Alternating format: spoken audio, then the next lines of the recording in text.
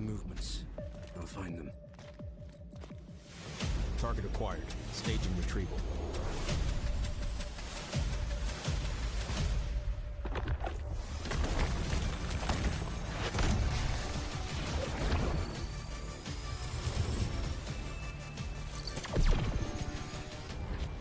The signal's blocked.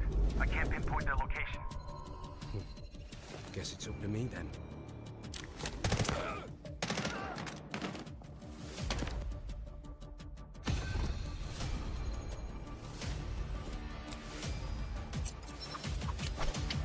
The echo of truth cannot be silenced.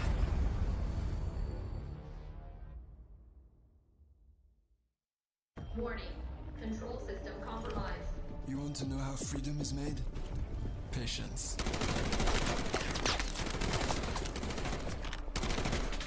Violence.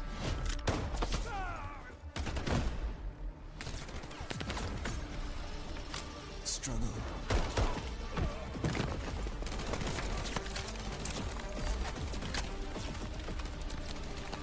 Evolution. Transformation. Combat. Liberation. Take Subject 42 alive.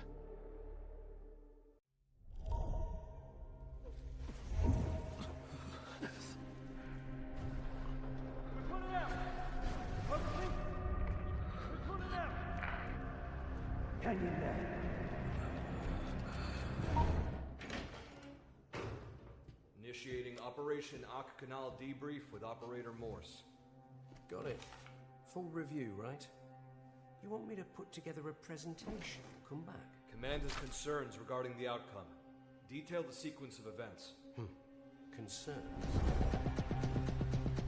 Patrol at 2 o'clock. Target down. Boarding. Mission objective. Verify the contents of Hudson's cargo. Avoid direct engagement. Enemy support is positioned close by. You have 10 minutes. Stand by to breach. First floor, 3 units. 2 upstairs. We're compromised. Breach!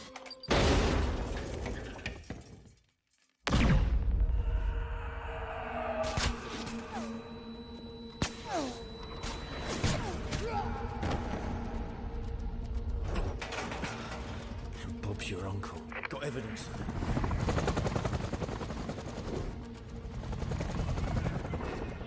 All units, rally at the cargo bay entrance for evac. Now! After confirmation of the Dark Star fuel, your signal died. Explain that. Comms failed. It's documented in the report. You weren't with the team. So where were you? Bob's your uncle. Something's off. Checking it out.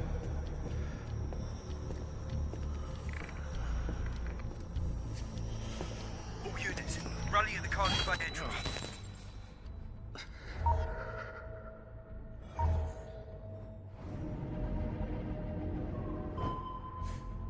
Unknown acoustic signature at 2 o'clock. Radar empty. Requesting permission to investigate. Just heading at increased speed.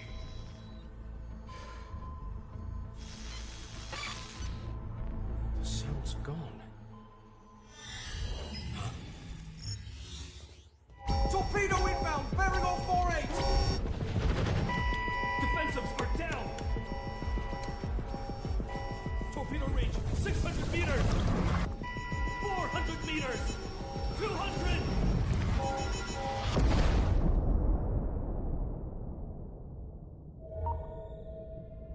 Given your performance during the operation, Command has determined you are no longer fit for frontline deployment. What's that sound?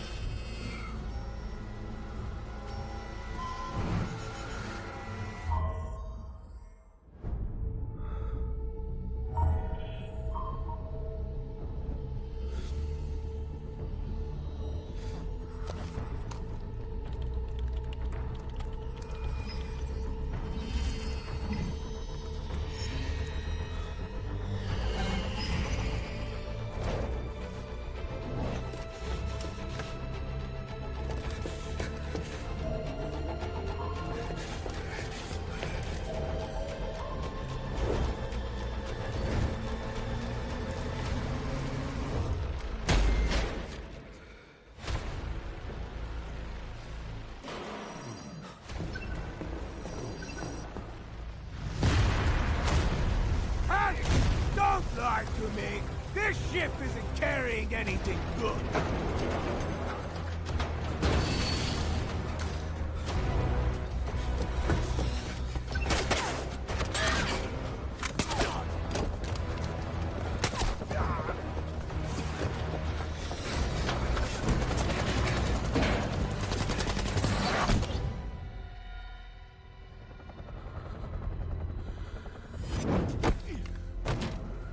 Got you, mate.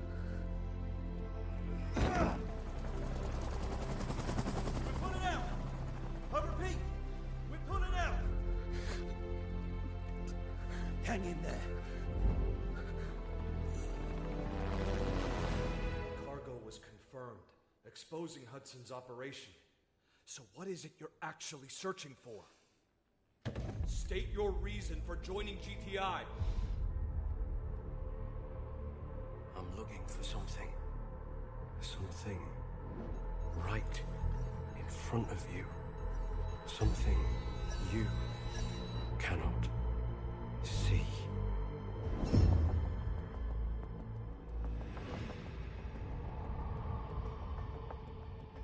That will be all.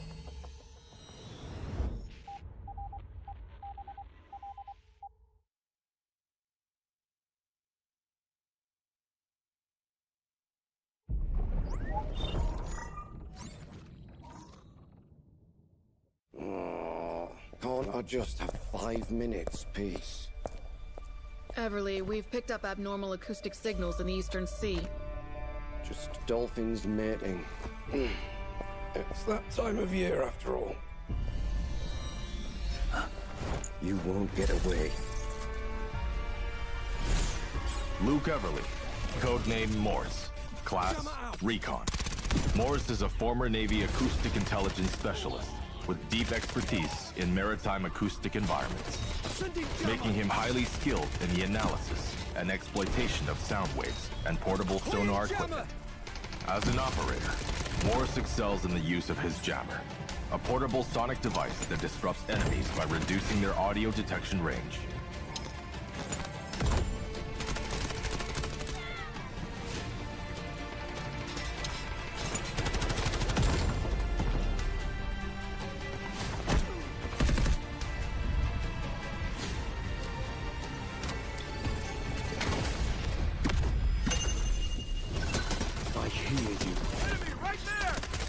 Morse's advanced sonar device emits sound pulses to scan for enemies, generating markers on their positions. No more secrets!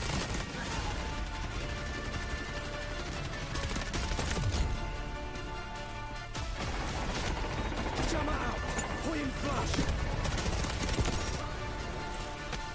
Sending jammer! Throwing delayed flash! Allied cruiser engaging! Searching for hostiles! Throwing delayed flash! Sending jammer! Throwing jammer!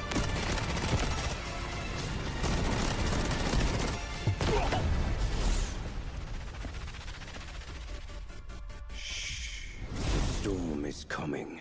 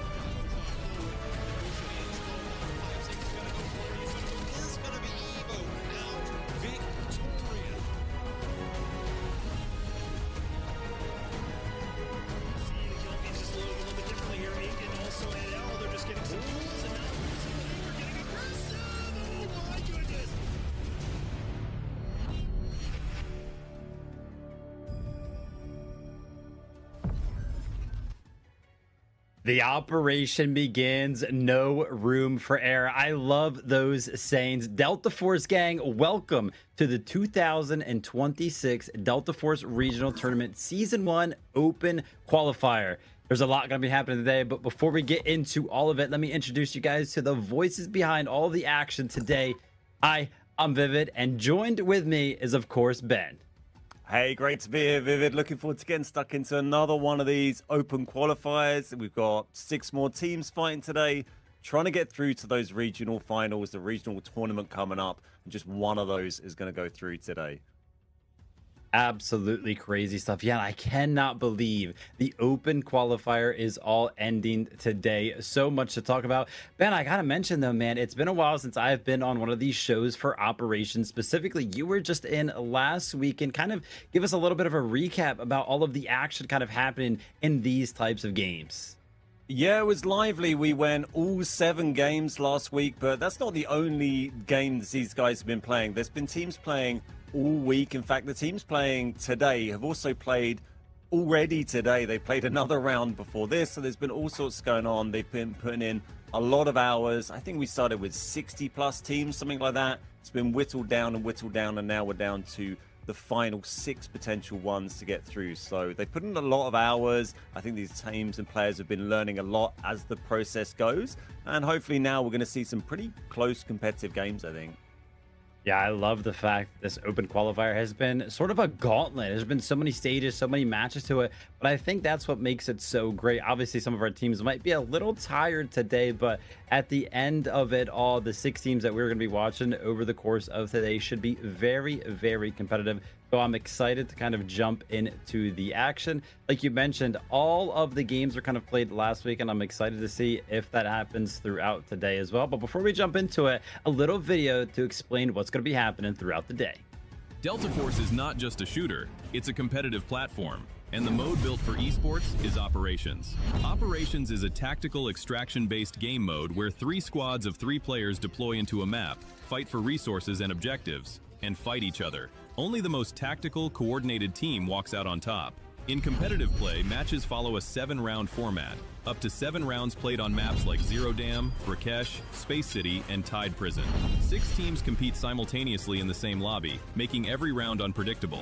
Teams earn squad points, a combination of elimination points and supply points accumulated through in-game stash value. But the real game changer is the Mandel Brick, a special artifact hidden on brick rounds. Find it, decode it, and your team wins the round. Decode 2 in a single match and the victory is yours. To keep things fair, competitive matches run on a dedicated server, separate from public servers, with special esports accounts and a tailored balance patch. This is the mode powering the Delta Force AM&EMEA and America's Season 1, where 12 teams per region battle through the group stage, the survival stage, and the finals. Now you know the game. Time to watch the best play it.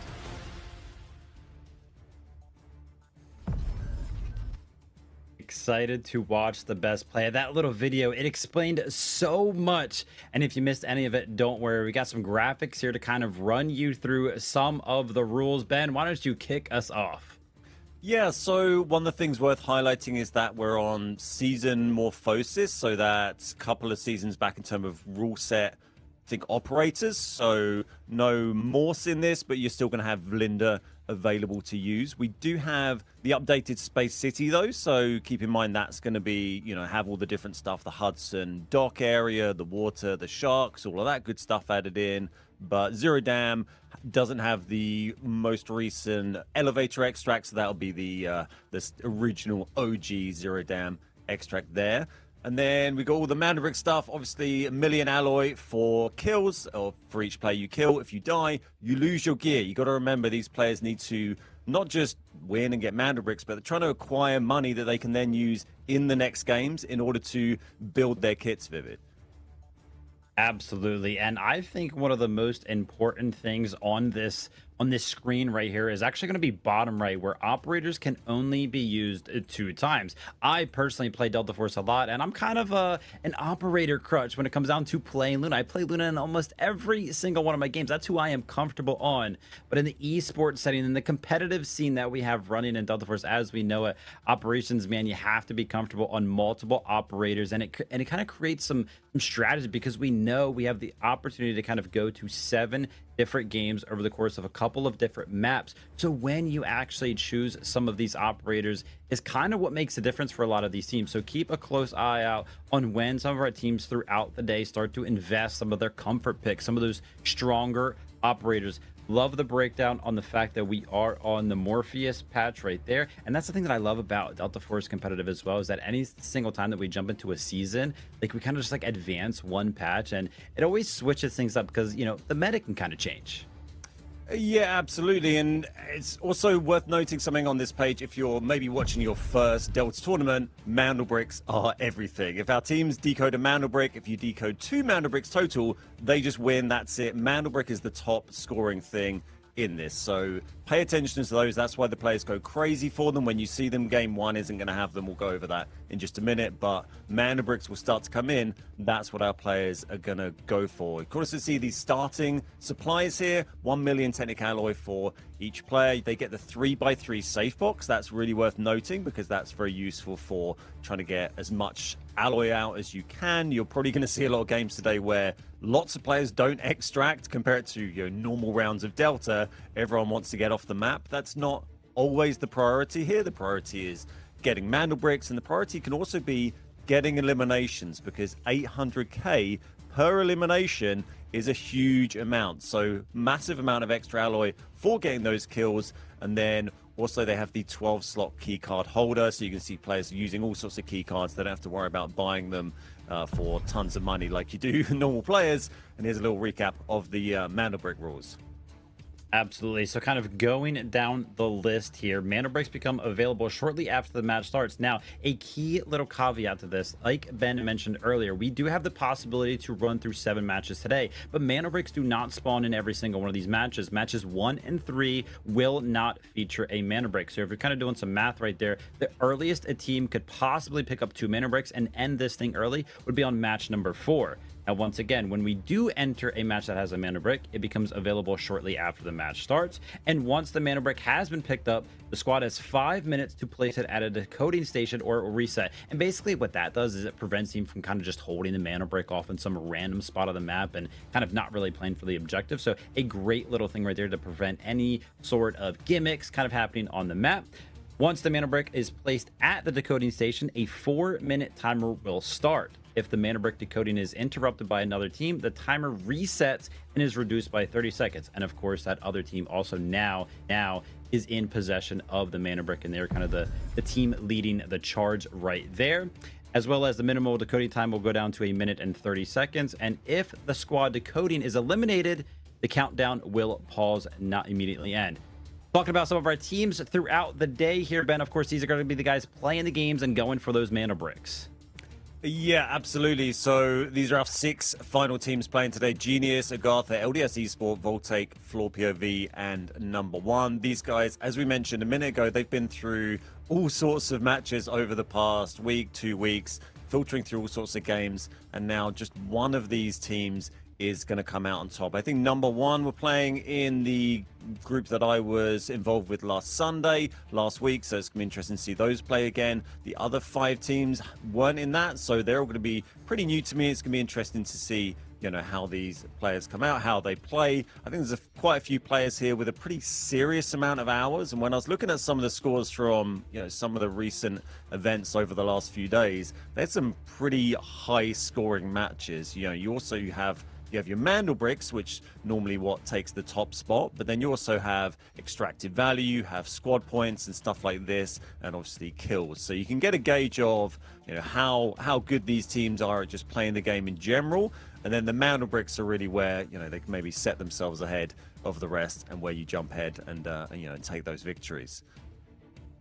One of the things that I think me and Ben will be putting an emphasis on throughout the day is that, remember, this is an open qualifier. We are trying to make it to the regular season of season number 1 here. So some of our teams were actually already invited over to season 1, and a bunch of our teams have actually already qualified as well. This is the last match running here in the open qualifiers, and there is only 1 spot left available. So if you're missing any of those team names that you're kind of used to seeing over here on the EMEA region, or some of your fan favorites at home, they could already be qualified into the regular season. Take a look at our map rotation here. Ben, we're going to be jumping into Zero Dam in our first match. Yeah, Zero Dam is going to be an air supply drop. That's what the little marker at the bottom there is. We just get one game on Zero Dam today. So air supply. Then round 2, we're going to go on to Brakkesh. That's going to be the first Mandelbrick game. Round 3, the last place is going to choose that map. That will be another air supply round, and they'll choose between Brakkesh and Tide Prison. And then we go into a little gauntlet of Space City in round 4, as Viv mentioned a minute ago, is the first game where it can be won. That'll be our second Mandelbrick. But we are now jumping into Zero Dam for our first game of the day. And here's our operator selection for this match, Vivid. Yeah, let's kind of take a look at what we are going to be running through. I see some Virons, some D-Wolves. That's kind of what I am used to seeing whenever we kind of jump into Zero Dam. Some of those assault characters kind of being picked up because we know how important some of the utility characters start to be when those Mandelbricks start to come into play and all those choke points are kind of enacted. Zero Dam is going to be all about our teams picking up as much alloy as they possibly can. Ben broke it down earlier. There are multiple ways to do that. You can find the eliminations. You can find the loot. You can kind of fill up your supply drop. You can extract. There are so many different ways, but alloys are what it's all about right now.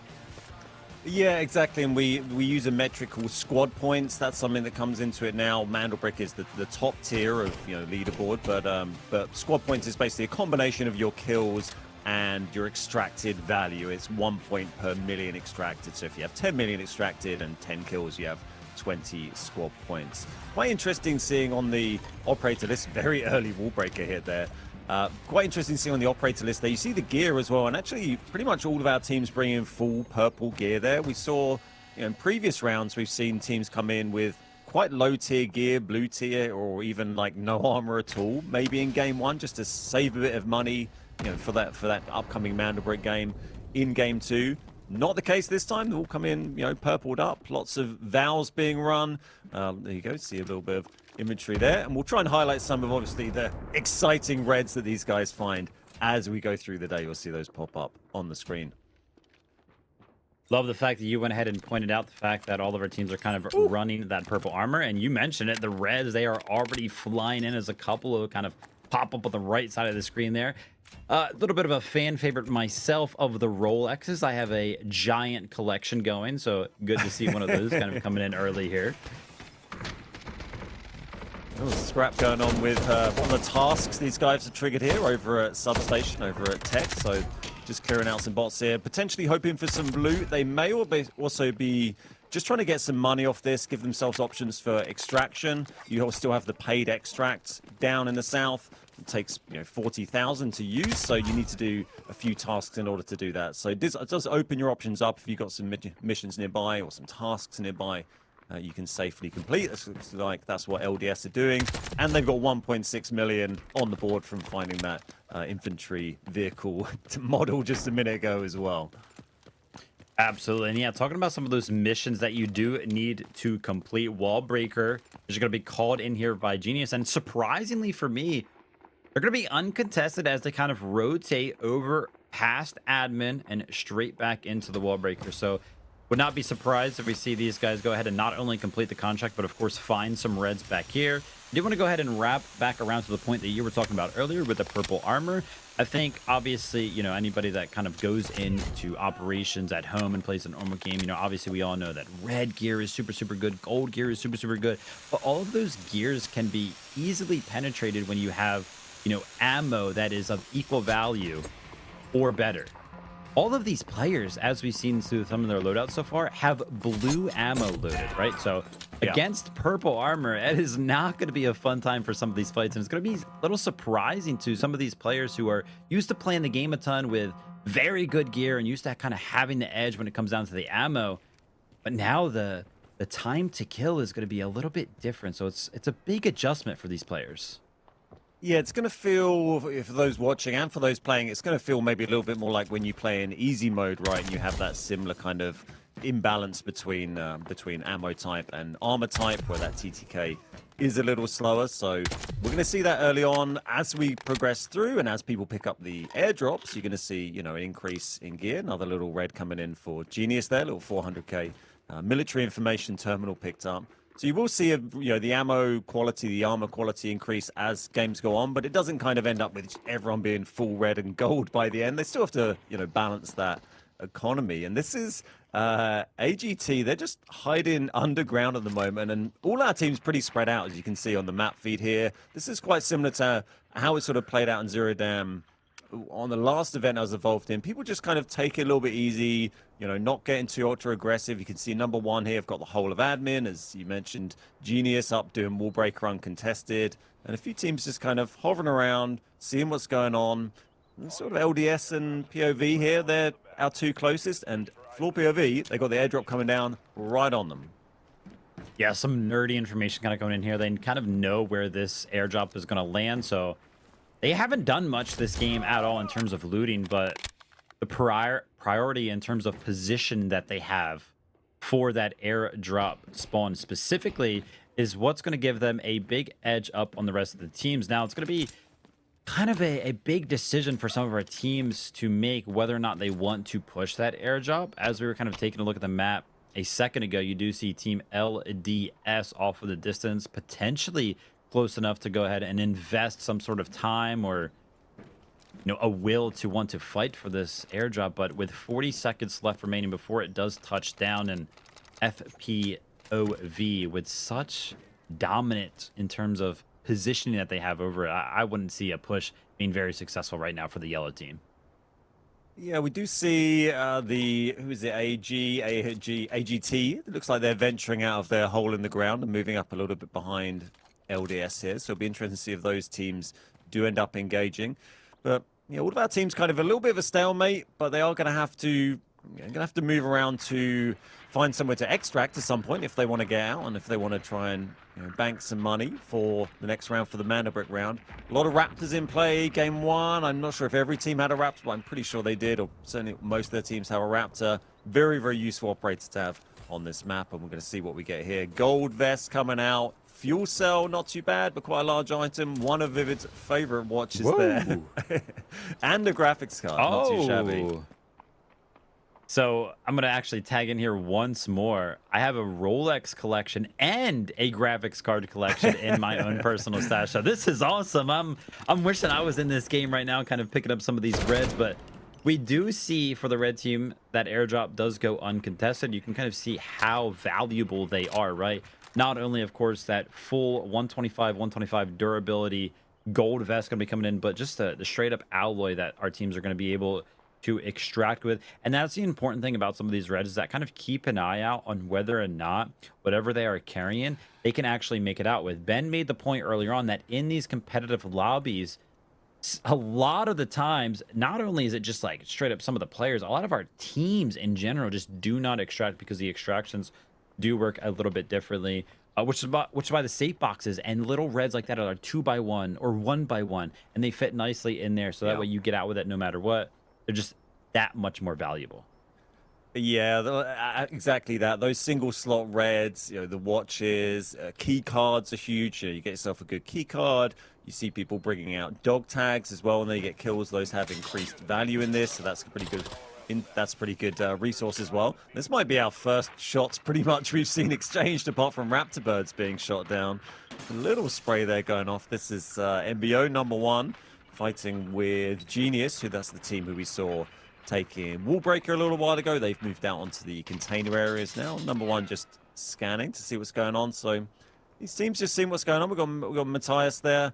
Keep an eye out the windows. Kilo having taken a tiny little hit there, and Chin's having a peek back. But yeah, it's kind of a, you know, a sort of half engagement here, really. It's not, you know, not full commit, but eventually these teams are all going to have to shuffle around to find a way. As you said, the extracts a little bit different in this. You don't have the fixed extracts like normal. You have the bagless, you have the weight restricted one in the top right, and then you have paid, and you have the lever as well.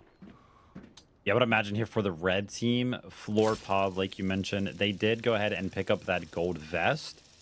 I would imagine that they would want to kind of send somebody out through the weight restricted with that, just simply that, and I feel like it'd be some sort of a win. They do, of course, want to kind of get involved in some of these fights that might start to push over towards the admin area, because we do have our second airdrop. It's going to be landing in just 15 seconds in the construction area. And as it currently stands, green on the map, Team Genius is going to be having the position in terms of priority. But with so many teams around, like count them, we have the purple team off in the distance. We have the blue team that has been kind of held up inside the admin building throughout. Are they going to be able to actually go ahead and find the loot? Yeah, this is looking a lot busier than the last one. We've got 3 teams in very close proximity. VT and Genius here. They're right on top of it. VT are going to grab it. That's going to be an AWM coming out of that, which is going to be very useful, especially against purple ammo. But they are getting involved now. We're seeing our first shots. Someone's probably going to go down pretty soon when flying this close. A little bit of util coming in. No great harm done, but this is the Raptor up front, dropping the EMPs, trying to get on top of things until they can swing that AWM round and start getting shots, because that is going to drop people wearing purple gear very, very quickly. But smoke deployed, and maybe they backed up a bit, but we've also got LDS and number 1 close by, and in fact, pretty much every team on the map is now coming into this area of admin in the north. Yeah, big bloodbath is coming. Taking a look at the timer as well. 8 minutes remaining for any of these teams to kind of make something happen right now. I was keeping a close eye on kind of where all of the members of this purple team for Team VT were kind of positioned. Because as it currently stands in this parking lot, you can see there are only 2 members, the D-Wolf and the Raptor. But off in the tunnel to the side that connects to the barracks building is where their third was kind of playing around looking for that flank opportunity. As we know, nothing actually came out of it because we have currently 0 eliminations total throughout the course of match number 1. And there's that map view. You can kind of see how close all of these teams are getting to one another. 800,000 alloy per elimination is what a lot of these teams are going to be seeking. And the thing is, you also find, well, there we go, our first knock, and it is from the AWM, and now they're starting to pop off in the feed as well. One of Genius has been knocked here as well. That's Chin's taken down.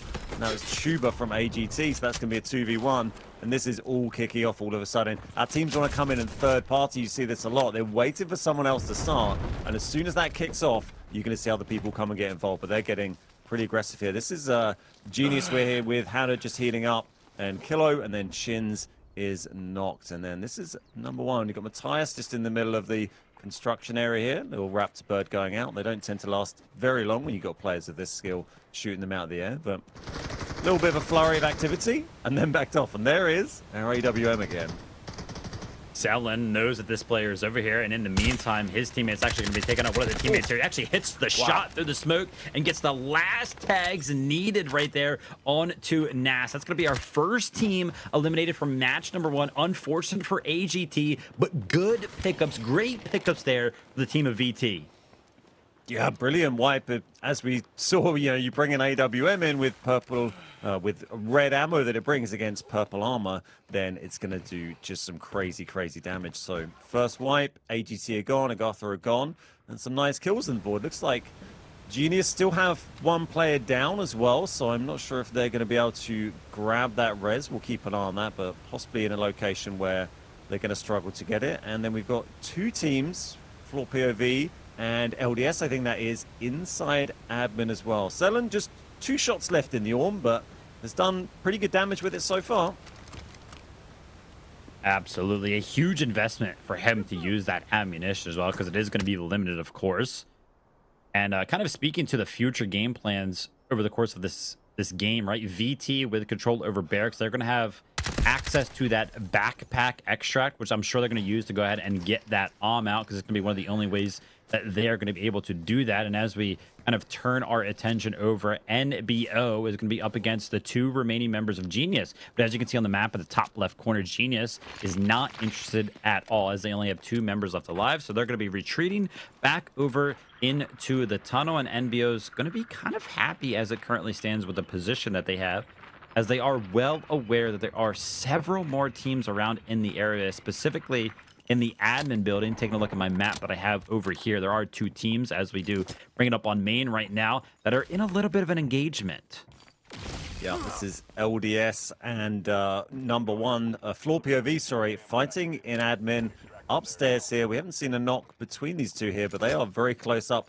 And then we've got players all around the map. They are trying to find that first knock, but you don't want to over-aggress. It does look like POV are maybe backing out of that one slightly as well. Or sorry, Floor POV backing out.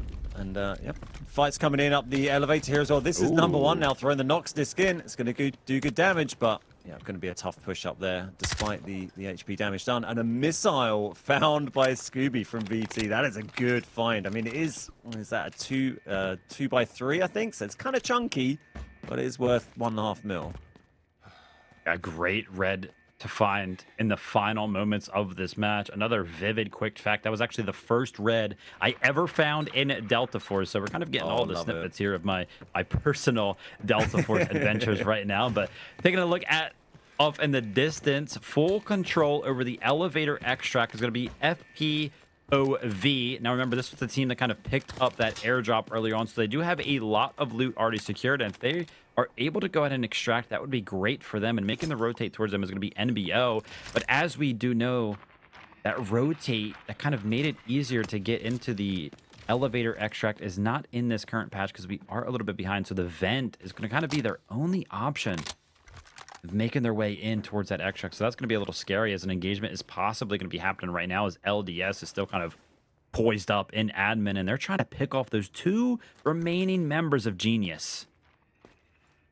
Yeah, it's going to be very tough to counter that position in the elevator, but well, I mean, they're going to go for it. They don't necessarily have to go for it. The reason for anyone, if you're confused, why aren't they all just legging it to whatever extract they can find? You get so much reward for getting kills. You get so much alloy for killing players that really, if you can get in and get your 3 or 4 or more kills from your team, then it's probably worth more to you than extracting with, a couple of million worth of alloy. So that's why there's 2.5 minutes on the match clock, and everyone's just trying to third party and get kills here. Even VT, we thought they might try and take, maybe the bagless extract, but they've not taken that. They could try and get up to the weight one potentially, but it seems like all the teams staying in this same area, waiting for the last second. We've got, what, minute 30 on the lever extract here, and then 2 minutes total on the match timer. Yeah, super surprised that we haven't seen any of those individual extracts taken yet. Usually what we see in past competitions is kind of putting all of the loot on one person and being completely happy with just sending them out, and then you send the remaining members of your team to just go fight and look for those 800,000 alloys. But a quick engagement comes out from Hannah right now. Remember, this is going to be the team that just has 2 members, so early damage is going to maybe give them a possibility to go ahead and take this 2v3 head on. But the backup, the retreat from NBO is, of course, going to give the opportunity, the time needed to go ahead and reset and say it ain't so. Double Rolex is found in the final moments of match number 1. Yeah, VT, I guess, are just hoovering up everything they can find whilst they're running around the last minute or so of this game, stuffing those in. As we mentioned, those single slot reds, very useful to get out. It's going to be great for VT. VT right on the back of LDS, who are just outside on the edge of car park here. This is a floor POV in the extraction point. They've got 30 seconds left to hold that. And then we've got number 1 just on the other side of the vent. You've got Genius on the other side of number 1. So I think we're going to see a few kills right in the last few seconds of this game. But I reckon floor POV probably going to manage to get out of this pretty well. We've got 10 seconds here. Yeah, they're trying to play spoiler right now. They're trying to prevent all of those teams from kind of falling in through the vent right now. So all the utility is going to come out to kind of prevent NBO from making a rotate in. They're going to be putting a smoke down. NBO is going to be trying to dive on the extract. 1 player gets knocked, 2 players gets knocked. But I think some of the extracts actually came in. Taking a look at the left side of your screen, NBO, they got 2 members out. FPOV, they got all 3 members out in terms of extractions. And I do also see that 1 member of VT made it out. They went to that weight extract and surely enough made it out with that so they're going to have that available in the following matches. But we still have some fights kind of popping off in the final 10 seconds remaining. Scooby's going to be on a great fire right now. We're going to be hiding and opting to not actually take the fight. I feel like the risk, the reward is worth just taking the fight. Only 3 seconds remaining, and that's going to be it. Ben, you called it. All of our teams, so many players are not going to be extracted in so many of these competitive lobbies, and that is exactly what we end up seeing. Yeah, absolutely. And interesting there to see that push from, was it MBO at the end, where they dived through the vent, got torn apart. But obviously, for those that have played a lot of Delta Force, you know that if you're knocked but not finished, if you crawl into that extract point, you can still extract. So we saw 5 players from 2 different teams actually going out on the same extract, and great catch there to notice the VT got that AWM out as well. They sent one up to the weight limited extract, and they can keep the AWM for another round, get a bit more value out.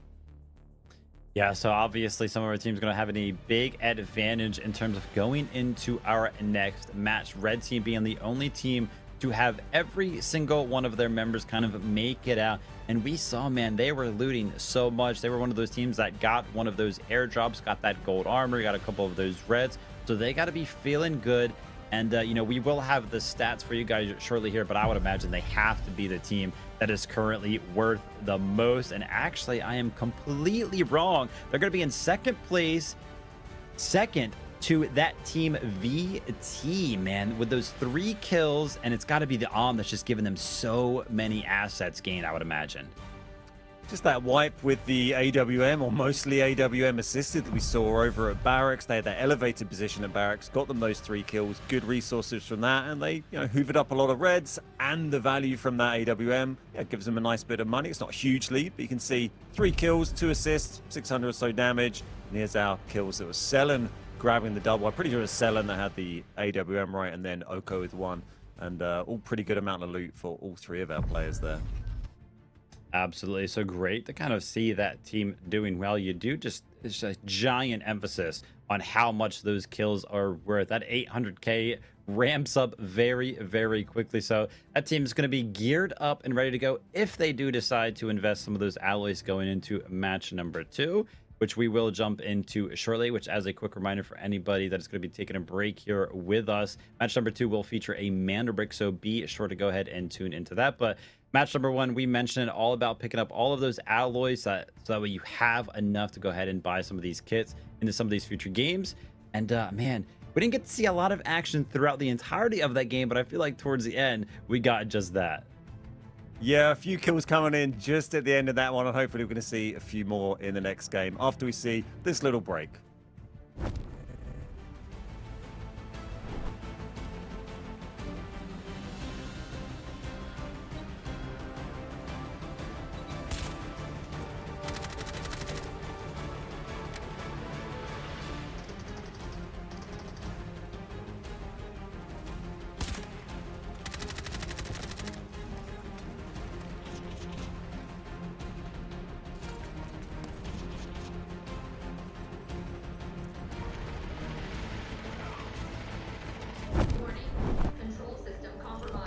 You want to know how freedom is made?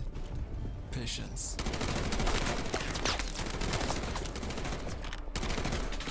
Violence.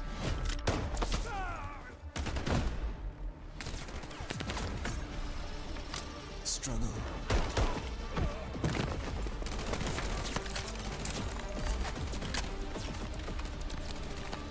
Evolution. Transformation.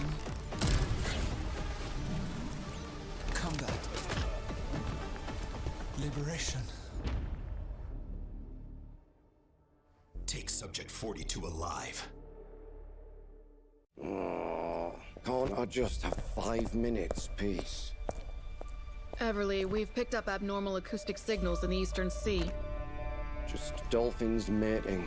It's that time of year, after all.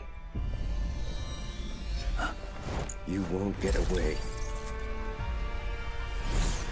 Luke Everly, codename Morse, class Recon. Morse is a former Navy acoustic intelligence specialist with deep expertise in maritime acoustic environments, making him highly skilled in the analysis and exploitation of sound waves and portable sonar equipment. As an operator, Morse excels in the use of his jammer, a portable sonic device that disrupts enemies by reducing their audio detection range.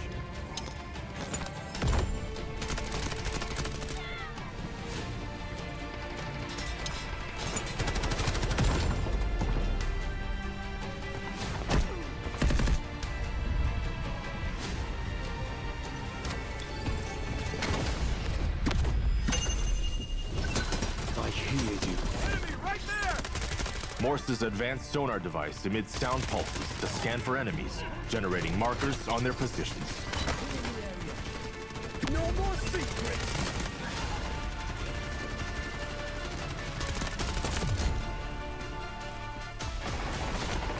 Jammer out! Point flash! Sending jammer! Throwing delayed flash!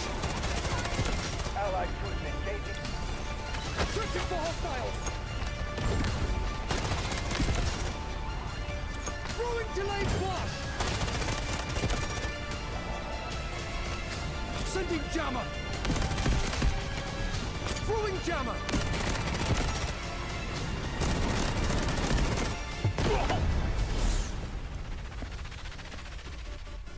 Shh. The storm is coming. Everly, a Havoc recovery is on the target. Acoustic signatures match your mark signature with high accuracy. Record their movements.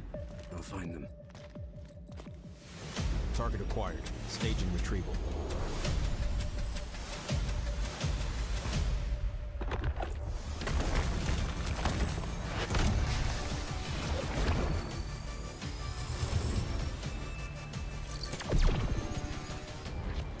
The signal's blocked.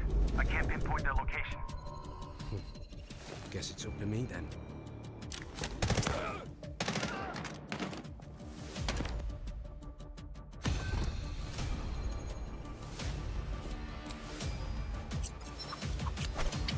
The echo of truth cannot be silenced.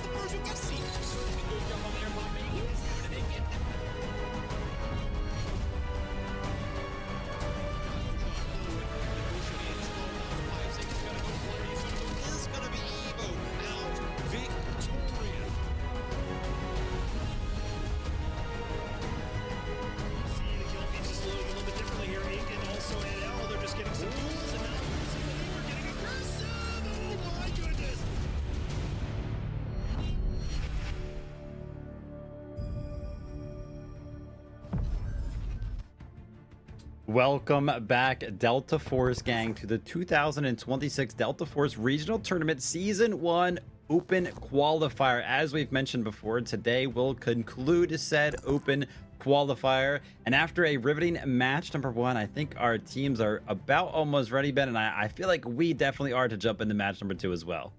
100%. You got to remember, one team today is going to go through into that regional tournament, just the top one. So that's what everyone's fighting for today. Second place isn't going to be good enough. You need to be on top. Make sure, by the way, if you're watching today, make sure you follow Delta on the socials. You can also download the game for free on all sorts of platforms out there. We're going to have a little recap of some of the stats, I think, from game 1. Maybe have a look at map rotation. We can see we talked about this a little while ago. Brakkesh coming up round 2, as Vivid said a moment ago. First Mandelbrick game of the day. Then we've got another airdrop game, and then fourth match is going to be our second Mandelbrick. So Mandelbricks win everything. If you get 2 Mandelbricks, it's over. You've won. So all our teams want to get hold of that. And here's our operator pool so far.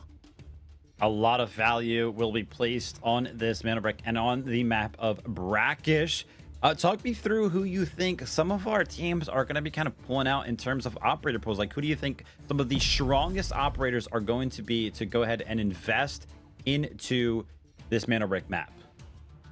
Yeah, it's tricky to say. We didn't have any Ulurus used in that map, so we may see some of those brought out. They can be pretty effective on Brakkesh, but also very good in the tight spaces on space. You do tend to see a lot of those top-tier operators save for that. So, yeah, maybe a bit of that. We've also got Raptor. Every team used a Raptor in Game 1, so that means they've all only got 1 Raptor left. But, again, Brakkesh is quite a good map for Raptor. Once you get into space, you tend to have a lot more fighting in sort of these close, confined areas where his bird is a lot less effective. So, wouldn't be surprised to see a few more Raptors come out. There we go. With one coming out for VT. We've got quite a few Ulurus coming in there. D-Wolf's in there. Remember, all our teams always want to have smoke. If you're wondering maybe why you see some of these operators that aren't maybe meta when you're sort of playing in casuals, all these teams, you always need to have smoke, so you're getting those reses. You always need to have someone that can get some intel, your Luna or your Raptor, and then maybe someone a bit more aggressive, you know, like your Uluru or whoever, or your Tempest for those pushes for that aggressive utility as well. And jumping into it here, match number 2 featuring Brakkesh, our first Mandelbrick game of the day. Remember, only one team at the end of these matches will be qualifying to the regular season. And what a great start it would be for any of our teams to go ahead and pick up the first Mandelbrick when it does become available. As you can see, dead center of your map right there, over towards the museum area, we have two teams, LDS and FPOV. Early on are kind of centered around that Mandelbrick, but it does take a couple of seconds to go ahead and spawn. There's going to be 15 seconds left before that does go ahead and become available for our team to go ahead and pick up. It looks like Team LDS is more interested in looting the museum itself, and we got a quick little peek right there at a strategy. Did you see the armor that one of the members of LDS was wearing right there? It was just a ball cap, no investment of armor. And I like this sometimes for some of our teams, because we see this before where some of our teams will invest almost nothing, and instead of going for the Mandelbrick, we'll just almost entirely try to loot to go ahead and pick up alloy, because they don't feel like they want to go ahead and approach the Mandelbrick. An early pickup here on the Mandelbrick for FPOV is going to give them a slight edge in terms of getting to one of those decoding stations and potentially securing this early. Yeah, they've grabbed this straight off the bat as soon as it appeared, and there is a decoding station right here in the central building as well, in the museum, so we'll expect to see them place it on that pretty shortly. Premium coffee picked up by Chiba, and yeah, there is the decode. And when we were in one of our games, that game 2 last week, we saw this decode actually go all the way, kind of uncontested. Everyone was piling in, but no one wanted to be the first team in, and they actually got a clear run on it. So FPOV, floor POV, I think are going to be hoping that's the case so they can get Mandelbrick number 1. Still got a team down in tower. This is we've got AGT down in the tower looting away, but most of our other teams closing on this Mandelbrick now. We've got 4 very close in this building. FPOV taking up positions on the balcony here, all of them just outside. And then we've got yellows, we've got LDS just downstairs at the moment, also pretty close by. And then we see VT just sneaking in from the side. And we could see, you know, taking a look at this little camera that we have right here. If you were to throw an Allure Molly anywhere that was on that screen, it would find insane value in some of those choke points, which is why we do see a lot of those Allures, you know, come into play. I didn't actually realize, Ben, VT, they brought in their Oko is going to be looking for one of these early picks right now. He's going to be looking towards the site of Blake. He knows that this team is going to be wanting to play on the balcony. Oh, it was so close right there. Blake almost showed the shoulder. And Oko is just going to be invested in holding this angle, but the util comes out and pushes them back. Love to see the AWM there with like a 2x or something. It's got a tiny little scope on it. He knows it's going to be used inside. Maybe he's got an alternative one to switch, but yeah, good spot there. The A-dub is in the building, very literally. And they're trying to push forward on this, and I think you're going to see, you know, the team's kind of pensively creeping up here, trying to wait for someone else to commit first before they run in, but someone's going to have to do it. And VT actually getting surprisingly aggressive. It's nice to see a team not leaving it to the last 5 seconds before they run in on this brick. And this is where it gets tricky, because any single time that VT goes ahead and throws any piece of utility, like a smoke or something, to go ahead and flush FPOV out of this balcony, then they just go ahead and return. Like a Molly comes in here for the team of Genius. The shots are coming in, but simultaneously Oko finds a shot onto Blake with the and a return kill comes in. Oko's actually going to be going down, and now Hannah, Genius, they're trying to get involved. Currently, as it stands, 2 members down for VT, 1 member currently down for FPOV. Yeah, a lot of kills popping off very quickly here in a fight on the stairs. This is number 1 pushing up from downstairs on VT, who are down to just 1 player up. And that is going to be tough with that Ulu rocket coming in as well. It's going to drop 3 more little ones.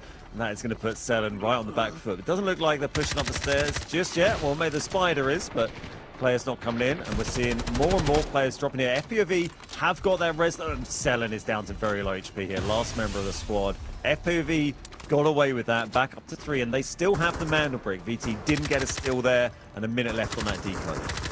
Yeah, Selen's going to be flushed out of the angle right there. That's going to be VT wiped off the map. They came in with the they're going to be knocked out. But take a look at the top of your screen. 57 seconds remaining. While all of this fighting is going on, FPOV, they've just got a giant smile on their face, because they know they are 50 seconds away from taking home the first Mandelbrick. And what an opportunity that would be. Sniper opportunities here for Mateus on the side of NBO. But the snipers aren't going to do it. You're going to have to flush them out of the balcony and go ahead and get access to that decoding station in the next 30 seconds. Yeah, Jen moving in, Genius moving in. They're going to drop their util, but again, we're going to see all the same util get thrown onto that Manda Brick, try and block it. Need a team to go in and contest this, and VT getting third-partied when they tried to take the Manda Brick really just helped out the people who already had it. That helped out Floor POV. Yeah, not a long time left here. Floor POV still 3 up. Genius have lost 1. There's a lot of smoke down there. They're going to maybe lose another. They do. It looks like this Manda Brick is just going to go game 1 to Floor POV. I don't think anyone is getting this. That is a Manda Brick for number 1. Wow. For Floor POV, sorry. Mando Brick decoded. They're going to be feeling good, but this match is not over yet. There's still a lot of opportunity for some of these other teams. It was just a clear case of literally every single team being involved. By the way, that team that you mentioned in Tower, AGT, they're now involved in this as NBO. They try to make the push down the staircase. Empower gets a little bit aggressive, runs up the staircase into the suspecting Mateus, and now NBO, they're going to want to push down. They do find the initial shots. They're going to be getting the second kill onto this team, and now only 1 member remaining to do it all. Going to be on the Shepherd, but cannot lock down the defenses in time. NBO, they are going to lose Cook in the process of that, but they're going to be picking up 3 kills of their own. Yeah, great play from NBO. They're getting some kills on the board, getting some money on the board from those eliminations. All kicking off very rapidly there, but a little bit too late for any of those teams to benefit from the Manda Brick. So pretty much maybe not completely free Mandy for Floor POV, but it didn't get decoded, didn't get countered at all. But they did take a few fights. But it's just those different angles from teams interrupting the other pushes, and just let them get away with it. And now really, teams just playing for trying to get as much util, trying to get as much resources as they can, get much alloy, and that's a big hit there on Gen. And they just got 1 left here, just got Kilo left. Did actually get that res off, so Chin's going to be joining in on the fight right now to try to go ahead and fend off AGT, who are feeling pretty good. They're feeling fresh. They have not been attacked at all throughout this game because they're like the 6th party to this museum fight. They're the last ones to arrive. So they're going to be a little bit aggressive, looking for some of those angles as some looting does come in over the course of all of this action. And yeah, Chins and Kilo, they're trying to go ahead and fed off. The res fake does come in. The smoke does come in. It's going to give some of the space over to AGT. Chins finds a great knock. Now it's going to be a 2v2. Can he work around the smoke? Can he work around the knees? Utility comes in, but Toast goes ahead, pushes in. Nast and Yako from the side of AGT do find the win in the 2v2, and they're going to be wiping Genius out of the lobby. But can they go ahead and fend off the 2 other remaining teams in the lobby? Yeah, AGT just using their strength in numbers there to take that. They took 1 knock early on, but just had enough to take them out of the game. They take Genius out of the game. Still 2 up. This is FPOV. They're now moving around, trying to get involved. As you said, AGT on the back foot a little bit, but they've had a bit of time to heal up. But they're kind of stuck in this room where everyone seems to be getting dropped at the moment, and you've got teams on both sides of you. It's gonna be tough. We've got FPOV sort of downstairs off to one side, and then this is NBO. Again, that Uluru Molly's trying to get him through a tiny little crack at the top there. Angle, I'm not sure I even realized was there. But every day's a school day. Museum is scary when you know all these little nuances, and Nas is going to be left as a solo, as Obsessed does go ahead and find the knock on to Yako.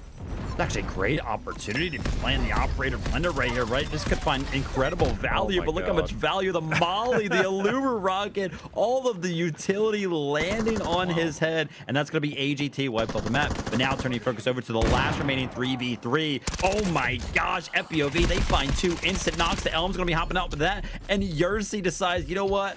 I'm tired of waiting. I'm tired of holding the angle. I'm pushing. The team secures the Manda Break. They are the last remaining ones in the lobby. Ben, I feel like we have some favorites.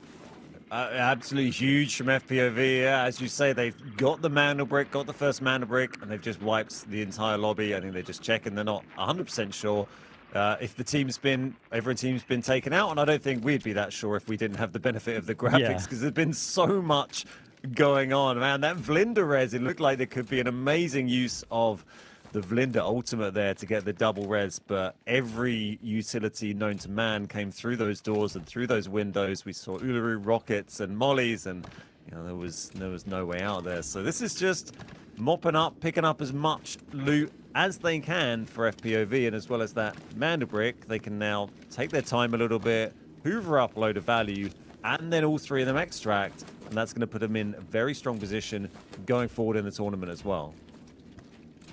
Absolutely, yeah. It'll be a little bit scary for them initially to go ahead and have the confidence to just run around the map, but if they do a little bit of investigating around the area of the museum, I mean, every single box from all of the operators that kind of went down in this game will be close by. So if they do a little bit of counting, then they will kind of figure out that all of our teams have been eliminated except for them. And one thing that I do like that we do not get to mention a lot is that the dog tags have actually become worth some alloys. They do increasingly become worth more as the day goes on. And taking a look at that initial pick from Oko with that we know how this ended up going for VT, but there was an opportunity there that seemed like they were gonna have the chance to go ahead and take them down, but the third party was probably like the most important part of every single one of these fights.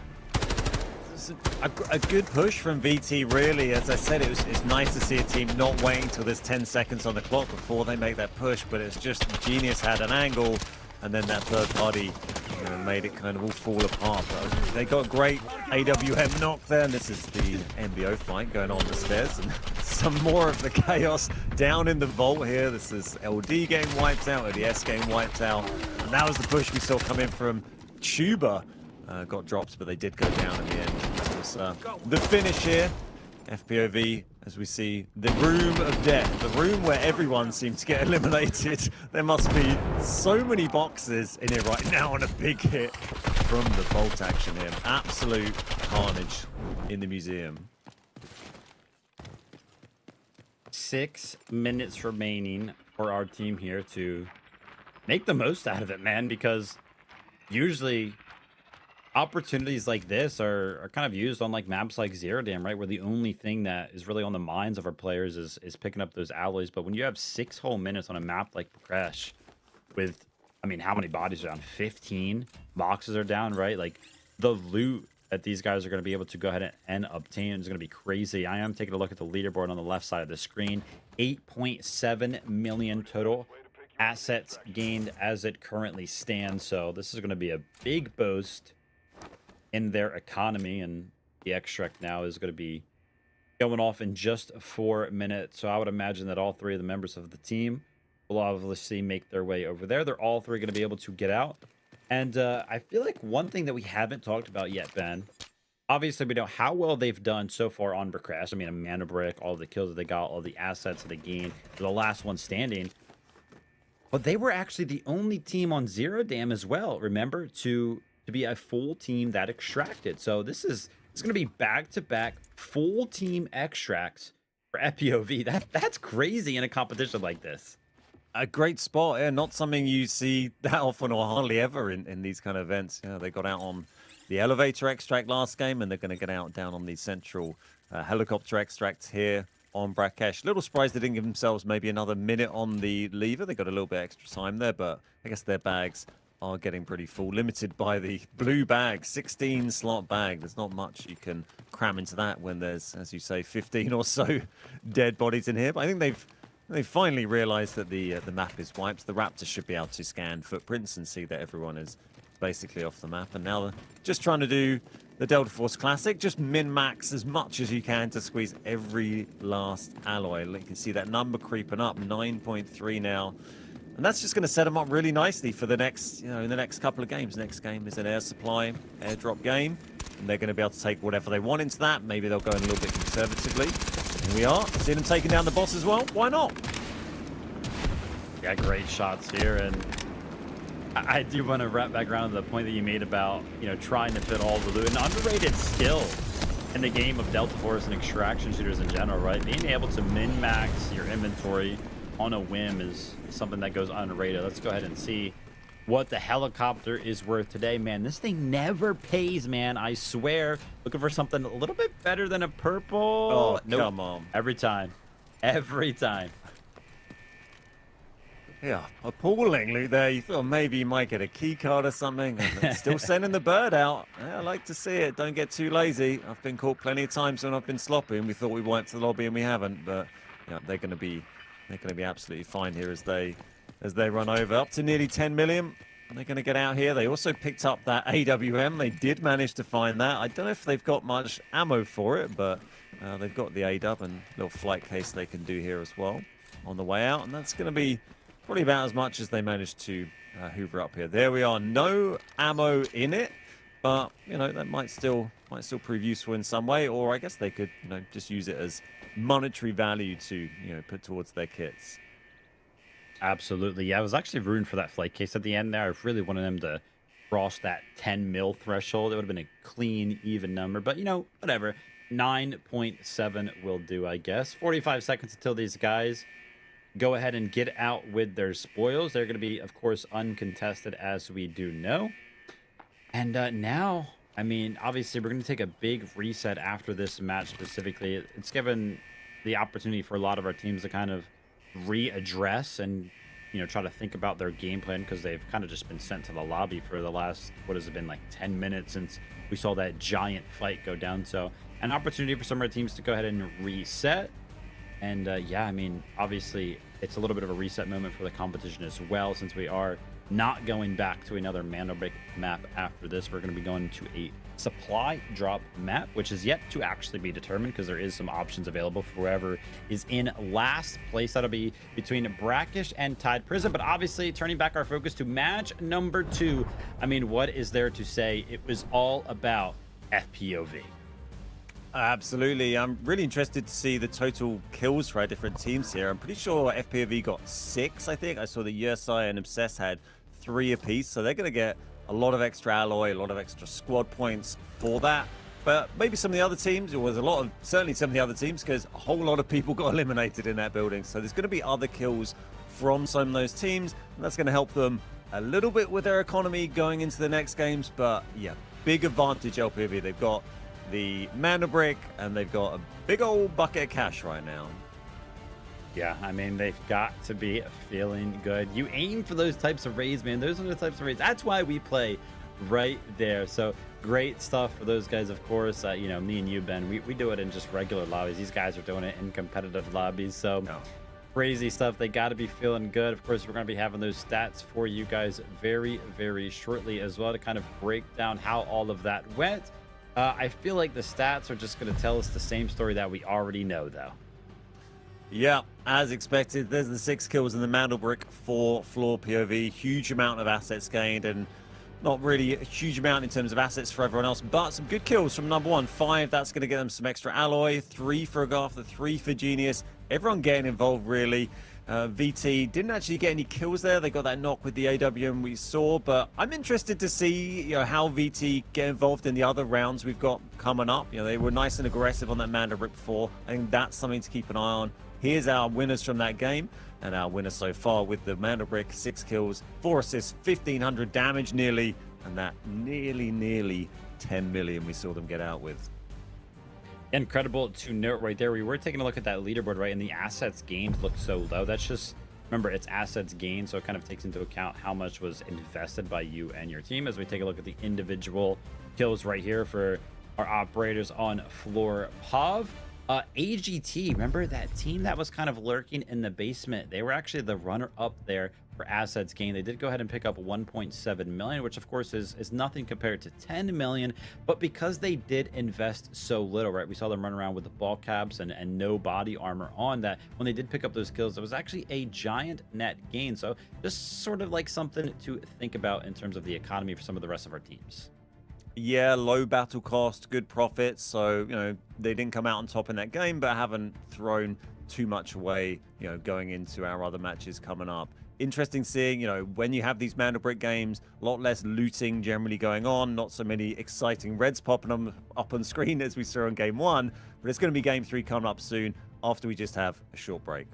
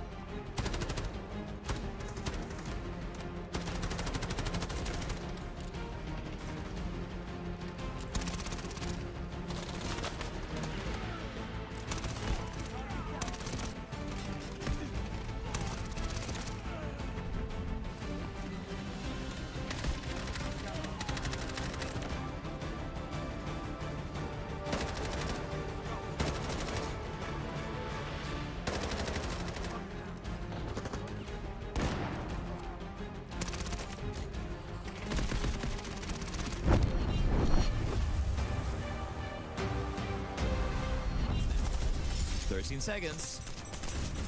Yeah, it's this MBO that are sitting on it at the moment. There's only 10 seconds left here as everyone comes charging in. We got, D in the middle, Sign coming in from behind.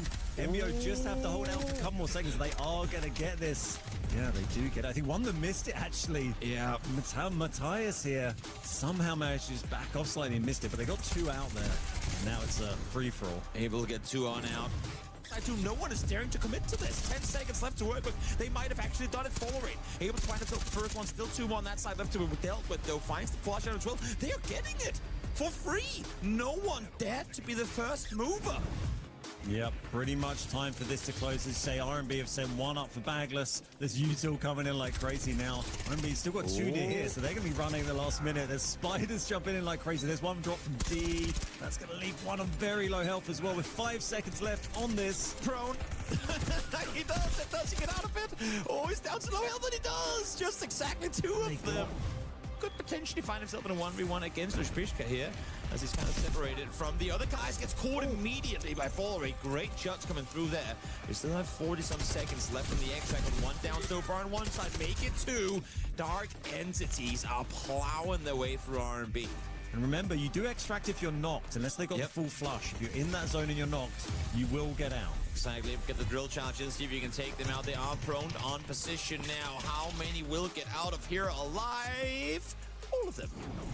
Damage being done there. You get the swarm with Toxic Ult as well. Swing around the corner from Sun. Will find the first one. They get themselves the second, the third one. Almost go down as well. There's Cosmetic able to find one. That's Bane gone down. And now it's just 1 left alive. It's Grateful trying to find what those men should get the first one. But there's Max coming in now as well. Everyone is joining in the fight. And RMB are out. So the Mandel break has been interrupted. Sign able to take on over.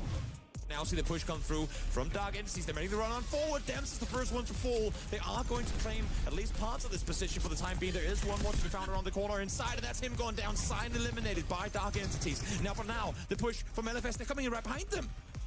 Also played on in as they go for the peek. That's a nice angle. Oh, fall right, able to get himself a double. That is an insane peek around the corner. But there's NBO on the side. They eliminate all of DE, and now the final fight. Swing the corner, they get the double kill. And just like that, the savior of the rest of the lobby, NBO swings in, takes out both Mandelbrick teams. Yep, keeping an eye on DE here. Sign the team with nothing to lose. They've gone in there. We've got LFS in there. 3 teams fine now. DE, look, you can see them 15. Waiting to jump round. They're going to catch Sign from behind. 10 seconds to go on this. Who is going to take it? So much fighting going on. We're down to 5 seconds. I can't see if anyone is on the extract right now. There's one running forward with just a couple of seconds left, proning on it. I think it might be one of the RMB players, and they will claim it. RMB able to get it in the end. Dark Entities gave it to them for free.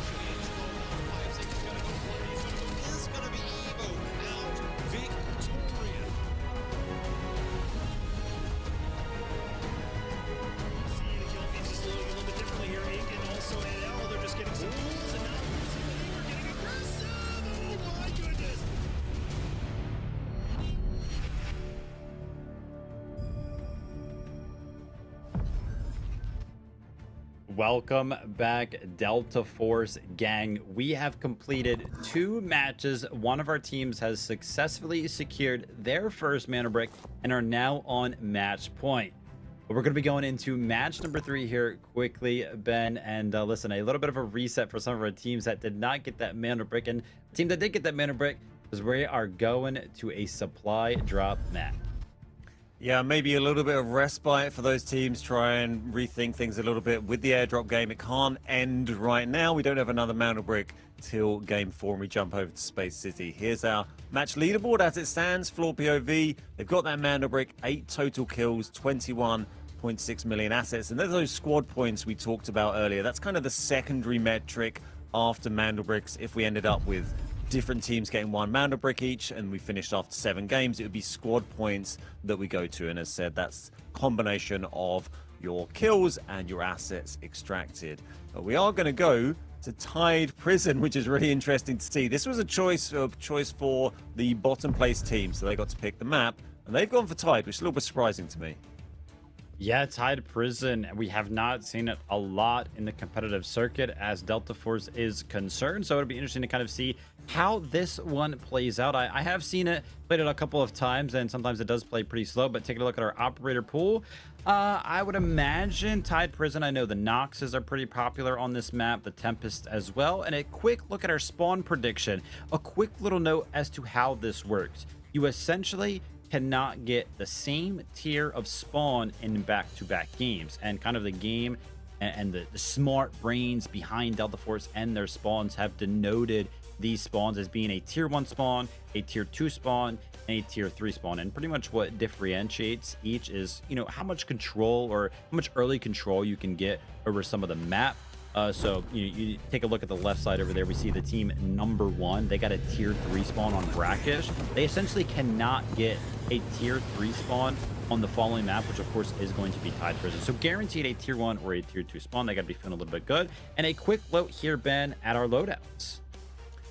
Yeah, as we mentioned, it's airdrop round, air supply round, so teams maybe aren't going to bring their A team in. They want to save some as operators for the Mana Bricks. So we're seeing a few Hack Claws, a few Noxes, even a Viron in there. Maybe some of their operators they wouldn't bring into the space games. But Hack Claw, powerful in this position.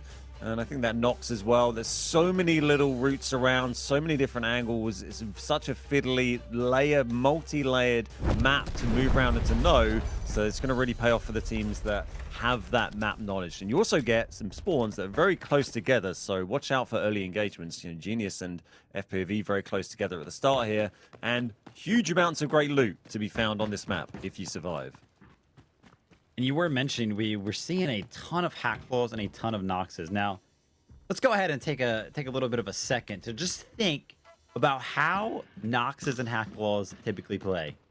Sneaky, slow, annoying, man. We are in for probably what is going to feel like a similar match to that first match of Zero Dam, where everything kind of popped off at those last couple of moments because our teams are just going to be playing that slow game, right? Looking for those opportunities. And if all of our teams are kind of playing very, very similar, as you can see here, the crouches are coming in very, very early on. The sneaks, as you like to call it. Yeah, man, we are going to be in for a slow Tide Prison, I feel like. I think I'm going to agree with you, yeah. And this is AGT. They are moving into the office here, and they're going to hoover up this large safe, see if they can pull anything exciting from that. If we see a red pop up on the right-hand side of the screen, we'll know they came out lucky, but I'm not sure they managed to find anything. So no super early engagements yet, no huge amounts of loot found. You can't extract early on this. You've got to wait for those little extracts to pop up. You see the timers on your map when you see that on screen. All our teams coming in with purple gear, apart from I think there was a single blue helmet I saw one of our teams pop up with, but certainly purple vests for our players. Maybe some helmetless for these guys. A lot of Vows, a lot of K437s. Remember, we're on season Morphosis, so I think balance changes from a season or two back. So the Vow is very, very powerful, very popular choice. And remember as well, the economy for these games is slightly different in terms of like gun purchasing costs as well. So if you're used to buying your AS Vow and it being unbelievably expensive in your normal matches, then it might be something that's maybe a little bit more affordable to our teams here. But 2 minutes on that airdrop, and I guess that's going to come outside somewhere, Vivid. Absolutely, yeah. It's a little bit of a weird one how Tide Prison ends up playing because, yeah, you are kind of forced outside if you want to invest some of your time into that airdrop. But, I mean, how many times do you find yourself on the outskirts of Tide Prison? I mean, personally speaking, I'm, like, never out there. I know we've got some, players that are probably watching from home that kind of like to go ahead and pearl hunt, swim around up on the mountains, or and everything like that. But I personally am almost never out there, and I wonder what's going to be the case here for some of our players. Ben, how do you usually play Tide Prison, man? You ever dabble in Tide Prison? It's not a map I spend a huge amount of time on. It's one I probably spend more time watching other sort of better players than me playing on to watch. It's such a high tier of gameplay that I think I struggle to keep up with. But I love watching people play on this map. I've spent a little bit of time, well, quite a lot of time, private lobbies. Oh, sneaky little angle from Scooby here. Nearly had that shot on Matthias there, but backing up. But yeah, a map I've spent a lot of time on in private lobbies, swimming around, searching around just on my own, working on videos, working on content to try and, help out players with a bit more information. But it's a tough map to learn. And as you say, it's tough to move around. The outside area isn't the most popular area, but normally ends up being a bit busier when you get towards the extract point. You have that southern extract, and it's right out in the open, and it's in the middle of a body of water that's full of sharks, so that can be pretty sketchy. And I think the airdrop will come down in that sort of area as well.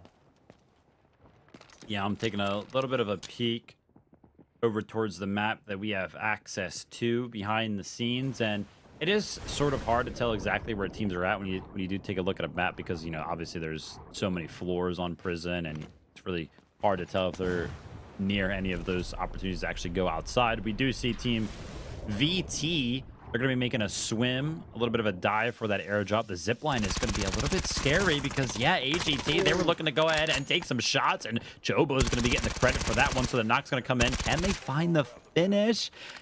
He does go ahead and successfully crawl behind the little bit of a hill that's going to be right there, so maybe an opportunity to find the res. It's going to be Oko.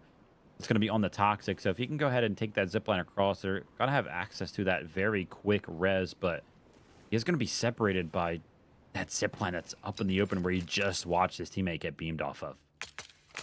That's a very tricky position, but yeah, it did look like Scooby just about broke the line of sight for the flush, so yeah, they might be able to just about get away with this. Hopefully he doesn't poke up over that ridge. And yeah, we saw AGT, they pushed him really well there. They waited to hear VT make that push outside, and swimming is very, very noisy in this game. So as soon as they jumped in the water and started splashing about, you saw AGT come in behind. They knew they'd be out there, and you're very, very vulnerable, whether you're in that water or whether you're on those zips. And I guess VT thinking they wanted to get out there and maybe get control of the airdrop, but I think it's actually going to be some of our other teams maybe going to come around on the opposite side of the map. And here we are with them. Our sort of favorites at the moment, the team with the Mandelbrick, the team with the power position. This is FPOV, and that is Blake, just keeping an eye on things from above. But they got some other players nearby. I can see yellows, that's LDS, just down below a little bit. Yeah, as you can see, just off in the distance, FPOV, they have actually positioned themselves very, very well for this airdrop. It's going to be landing actually on this side of the map. But take a look at this little bit of a cove, this like cavern that it feels like it's in. How scary would it be to kind of fall down and put yourself in a position to go ahead and pick up that loot? And you can kind of see why LDS are posed up down here. The sight line that they have towards that airdrop is so good. It's pretty much what is preventing FPOV from just kind of jumping on top of that and looting it, because they're just so afraid of that angle. And this is exactly what we saw in some previous tournaments. That angle, as you say, it's so strong from that sort of submersible vehicle kind of dock they have down on tide there. They can see right across, and to get to that airdrop, you've got to go down a zip or jump down behind it. You're going to have to use smokes to move off of it. And if you get knocked down there, it's a horrible little point where they can spam you to win there as well. So it's a big risk to go for.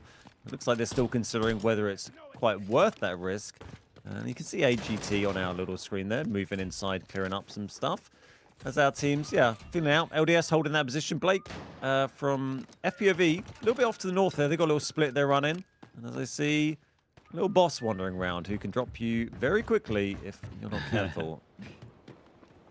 Yeah, Blake's going to be separated because pretty much one of the main access points to this position is going to be up here, right? So he's kind of just playing for the audio cues. He's trying to listen to see if any of the other teams kind of take that giant zip line up to the top of that mountain. So he's pretty much just locked down that entire position for his team just by kind of sitting there. So great little note there as well. LDS, they're going to be making some rotates around the map. They have pretty much given up that position that we did previously see them in, where they were trying to lock down that airdrop. So something else is on their minds as it currently stands. And I feel like over the course of this Tide Prison, I think we've only seen like, what, 2 reds kind of pop up on the side of the screen. So looting-wise, for a lot of our teams, it has not been successful.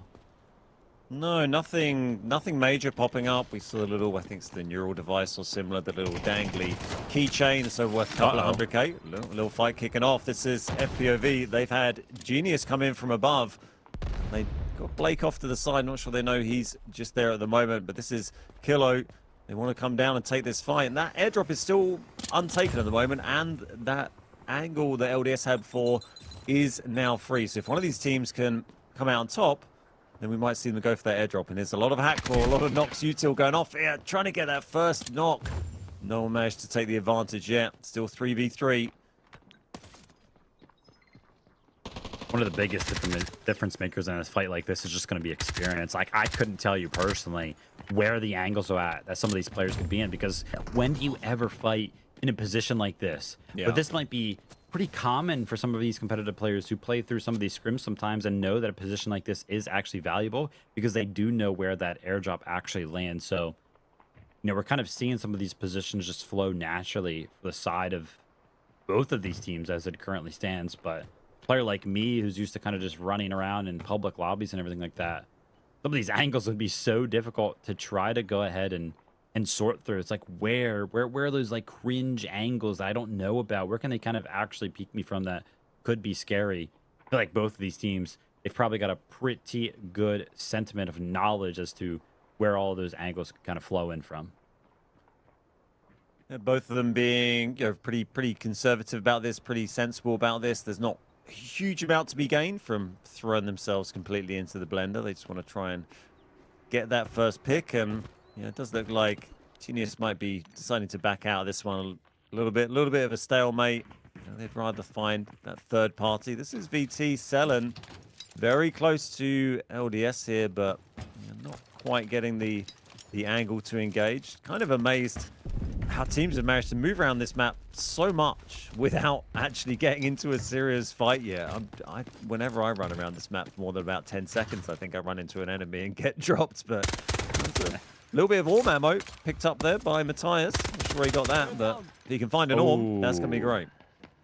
Nox is going to be coming into fruition here, right? The disc going ahead and flushing out power from the angle that he was holding, but it looks like VT is actually going to be struggling to go ahead and find any opportunity for them to actually go ahead and follow up on this knock. They are trying to go ahead and find the angles, trying to go ahead and converge, but this is going to be a little bit of a room that LDS is going to be locked down into. The res cancel does come in, but Oko's going to be isolated out. He's going to be getting knocked right now. Now LDS and VT, they're in a 2v2 situation, but LDS have the edge because they have the knock. They have the opportunity to go ahead and get the res. The angle comes in. The knock does as well. The Nox is just finding so much value for both sides of this fight, but the push comes in, the return opportunity. He knows he has to push to go ahead and isolate the fight. He tries to make it a 1v1. He does indeed, but ends up falling. LDS are going to be the survivors and the winners of our first fight on Tide Prison. Yeah, just caught at the end there. Nearly managed to balance things out. Got it very briefly to that 1v1, but just caught in the back as Selen was going through the door, and that is VT. Taken out again, wiped off the map. They're going to have a bit of time to go back to the drawing board and plan for the next game, for the next Mandelbrot game. And this is FPOV looking at Blake's POV here, seeing if they're going to go for the airdrop. Or maybe one of them's gone down and grabbed. No, I don't think they've gone down already. They look pretty tentative, but we do now have Genius. They've rotated around from that fight we saw a minute ago on the mountains, and they've now got into that powerful position inside. So, yeah, that's a tricky one to deal with for FPOV. I'll be curious to see what the game plan is here for the squad, right? Like, obviously they do have a big lead in terms of the competition as a whole, but you got to keep that momentum going. So what's going to be the right play? Maybe it's just all about denial, preventing teams from actually picking up this airdrop, because you got to imagine if you can actually prevent all of the other teams from finding any sort of insane value, then you're pretty much guaranteed to go into match number 4 with a giant lead still, because of how good match number 2 went for these guys. So something to maybe think about, but that's going to be giving away their position right there. As you could see, Genius, I think, oh no, it wasn't Genius that was taking shots. I thought it was Genius that was taking shots at that shark, but instead that was going to be FPOV. Yersei was probably picking off that shark, so that way if they do decide to jump down into the water to fight for this airdrop, they don't get third party by a shark. Good thinking. I think maybe a few shots from each team on the Shark there. I think maybe they were teaming up to get rid of it, but the Shark is gone, and these teams are aware. And this is AGT. They're getting involved here. This is with number 1 as well, MBO, and big fight going off here. And the AGT lost one. They just got Tuber and Yaku up, and they are pushing in hard. The flash is going off. Nox can't see anything, and that is everyone being dropped from MBO, wiped out of the game from AGT. That kicked off so quickly compared to some of these slow burning fights we've seen so far. And yeah, another team wiped off the map. AGT, they'll get that res. Hannah from Genius has actually snuck out into the water, swimming away. I'm not sure if FPOV kind of heard this or saw this, so they're going to be jumping actually onto the extract, and is going to kind of be given the green light for the rest of their team to go ahead and make the same sort of swim. But oh my gosh, the line, the value from the hack law scan is going to be coming out. Kilo is going to be in grave danger, but I think he's going to be able to go ahead and deep dive to the bottom of the water over there. The shots are still trying to find their way in, but what an awkward fight between two teams. 50 seconds left on this helicopter extract. Genius seems to be interested in just that, extracting and getting out of here. What are FPOV going to do about it? Yeah, very sneaky from Genius there. They did very well to get Hannah across uncontested there. That allowed them to put in those defensive shots there and let Kilo get across. But that Hacklaw ultimate played at the right time there, just maybe by skill, maybe by blind luck. But as soon as you saw that little line just poke its way through the water, then that completely gave it away. As we see, this is AGT, one of them taking the bagless extract up in the top right. That's what we see in our little bottom right-hand corner there. So they're going to get someone off the map. Presumably they've loaded them up with all of the best loot, and they're going to extract and take a bit of value out.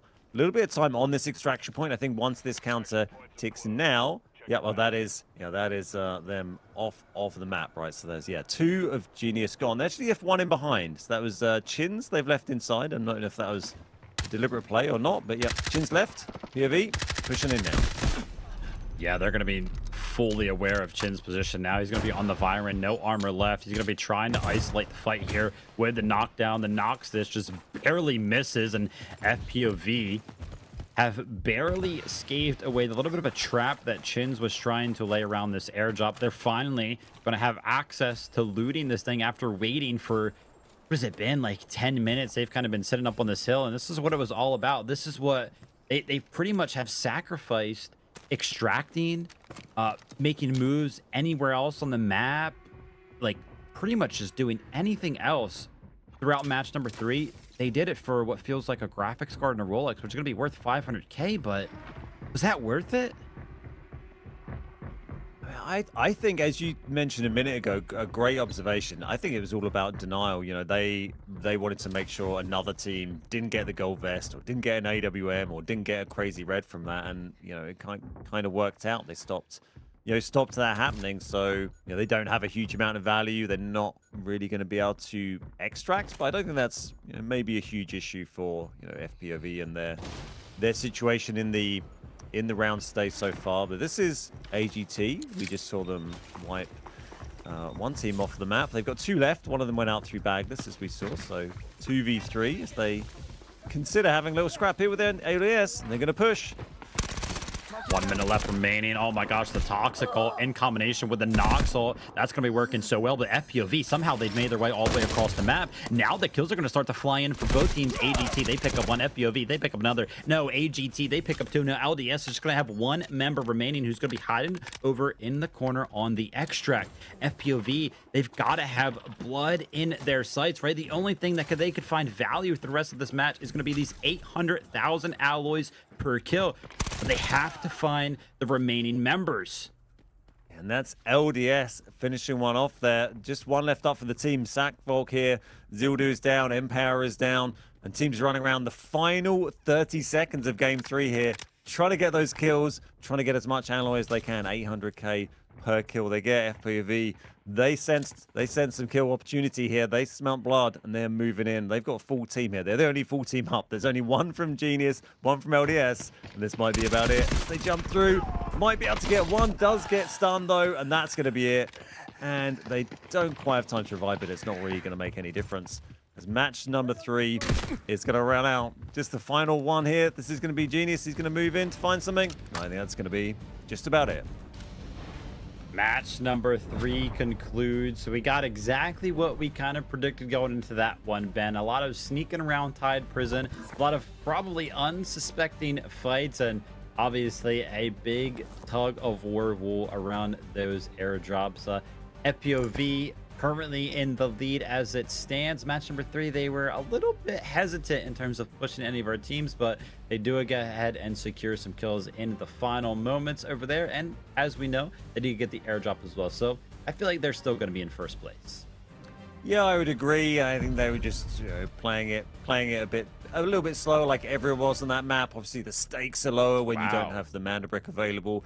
5 kills for Agartha though, and 5 kills for LDS. There was some late on action we saw pop off there. A very quick wipe that came on for Agartha at one point. So that's going to get them at least some decent alloy going into the next game. They did manage to extract one player. I'm pretty sure it was them who sent someone out via bagless. Yeah, and then they get the kills as well. 6 assists, 5 kills, 1,000 damage, and 4 million total assets. So that's going to help them out. We go into a Manda brick game next on Space City, and they're going to have a little bit more alloy to spend. 3 mil for Tuba here, and nice few kills there for each of our team players.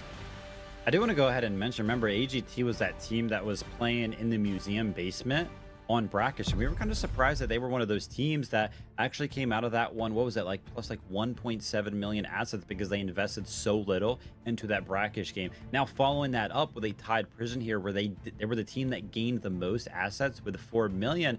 I feel like AGT, for me as it currently stands, when we take a look at the economy specifically, they're in actually the best spot to go ahead and contest FPOV, who of course do have the leg up on them because they have already secured a Manda brick. But in terms of economy, I feel like AGT is doing pretty well.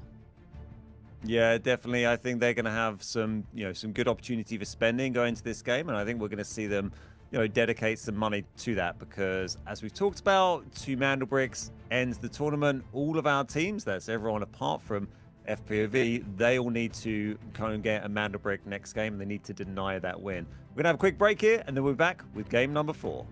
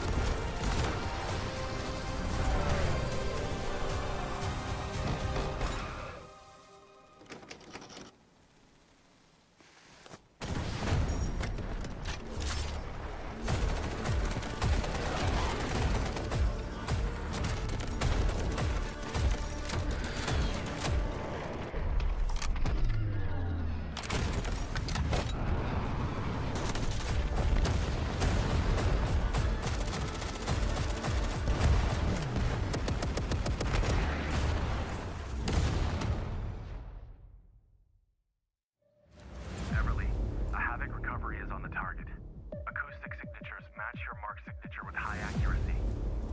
Record their movements. I'll find them. Target acquired. Staging retrieval.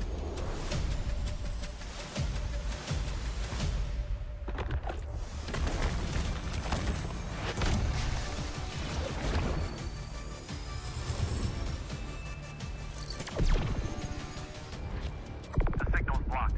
I can't pinpoint their location. Guess it's up to me then.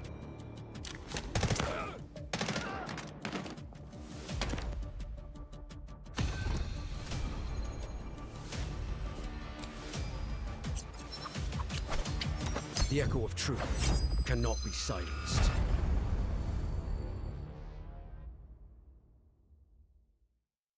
Warning. Control system compromised. You want to know how freedom is made? Patience.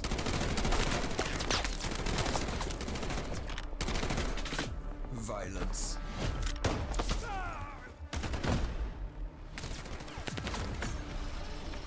Struggle.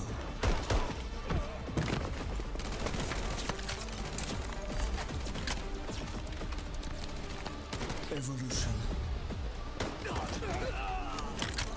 Transformation. Combat. Liberation. Take Subject 42 alive.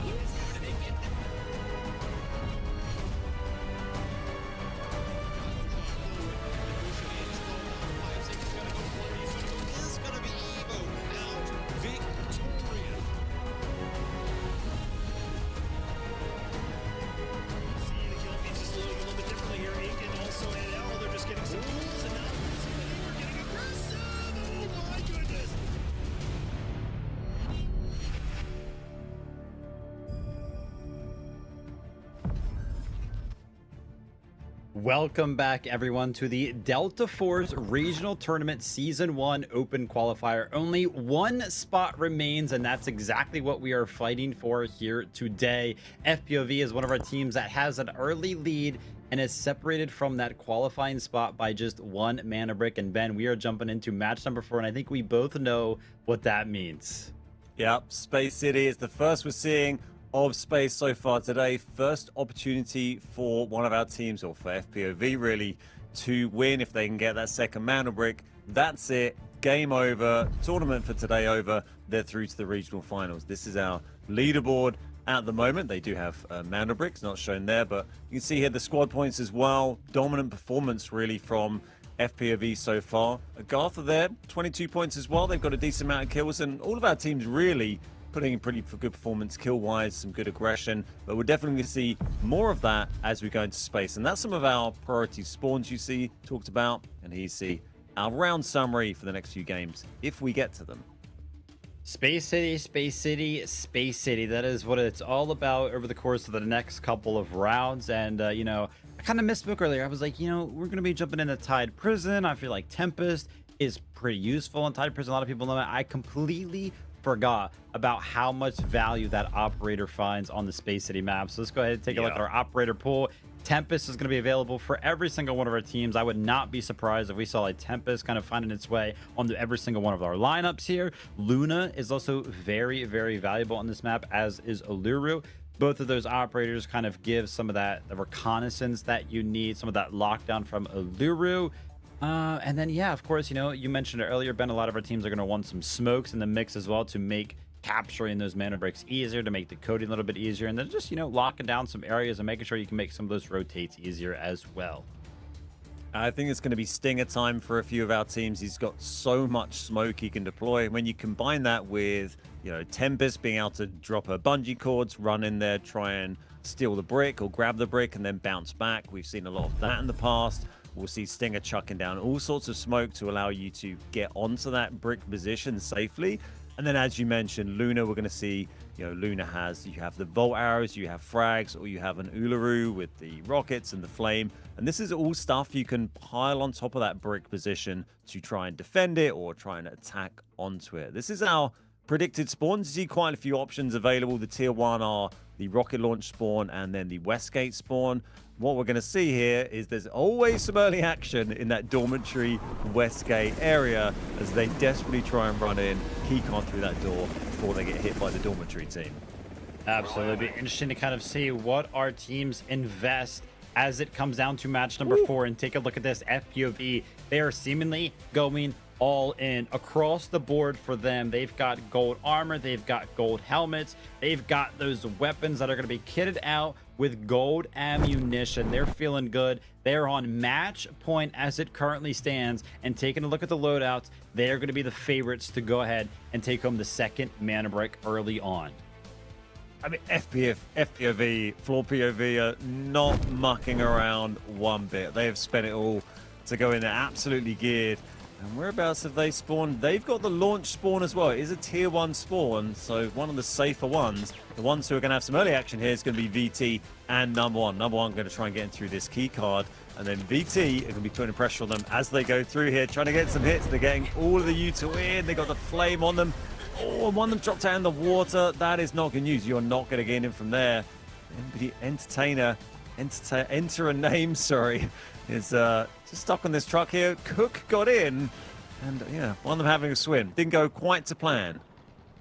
No, this is one of those hard spots to spawn from that Westgate right. Some of our teams know those lineups so well, and taking a look at the feed in that top right, I do see Genius is going to be picking up an early knock onto the team of LDS. It's going to be just one of those options on Space City where you spawn somewhere and so quickly and so early on can you be shot by so many of the surrounding teams, especially when you try to make some of those rotations into the center of the map, which is why, as it currently stands, I mean, you mentioned NVO, they've got 2 of their members that kind of made it in through Westgate, but they have one of their members still kind of stranded on the outside. AGT is actually going to be a team that's made it to the center, so they have a lot of priority as it currently stands. But remember, there was one other team who got one of those tier 1 spawns. That was going to be our favorites as it currently stands, FPOV. They spawned over by the rocket, and that's a pretty uncontested run to the center of the map. So with the mana break coming available in just 10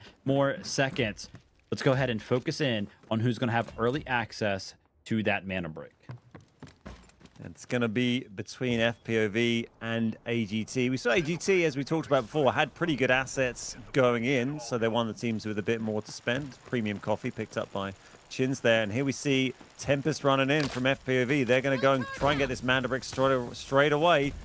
So they get this, and they are taking shots, and Obsessed not, but with the bungees, going to go back and be able to res safely from that, but that does deny them grabbing that mana break. Worth to note, number 1 did get all 3 through in the end. I think they got lucky that VT didn't even notice. Oh my maybe. Gosh.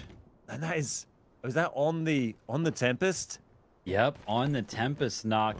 Great coordination there from the side of AGT to go ahead and find that full onto that knock. But take a look at AGT's lineup right now, right? They're going to be one of the teams that is not featuring a Tempest. That being said, because they did go ahead and take out the Tempest that was going for the mana brick early on, they know that this area should be pretty clear, right? Look how many smokes that they are able to throw down with the combination of the D-Wolf and the Toxic.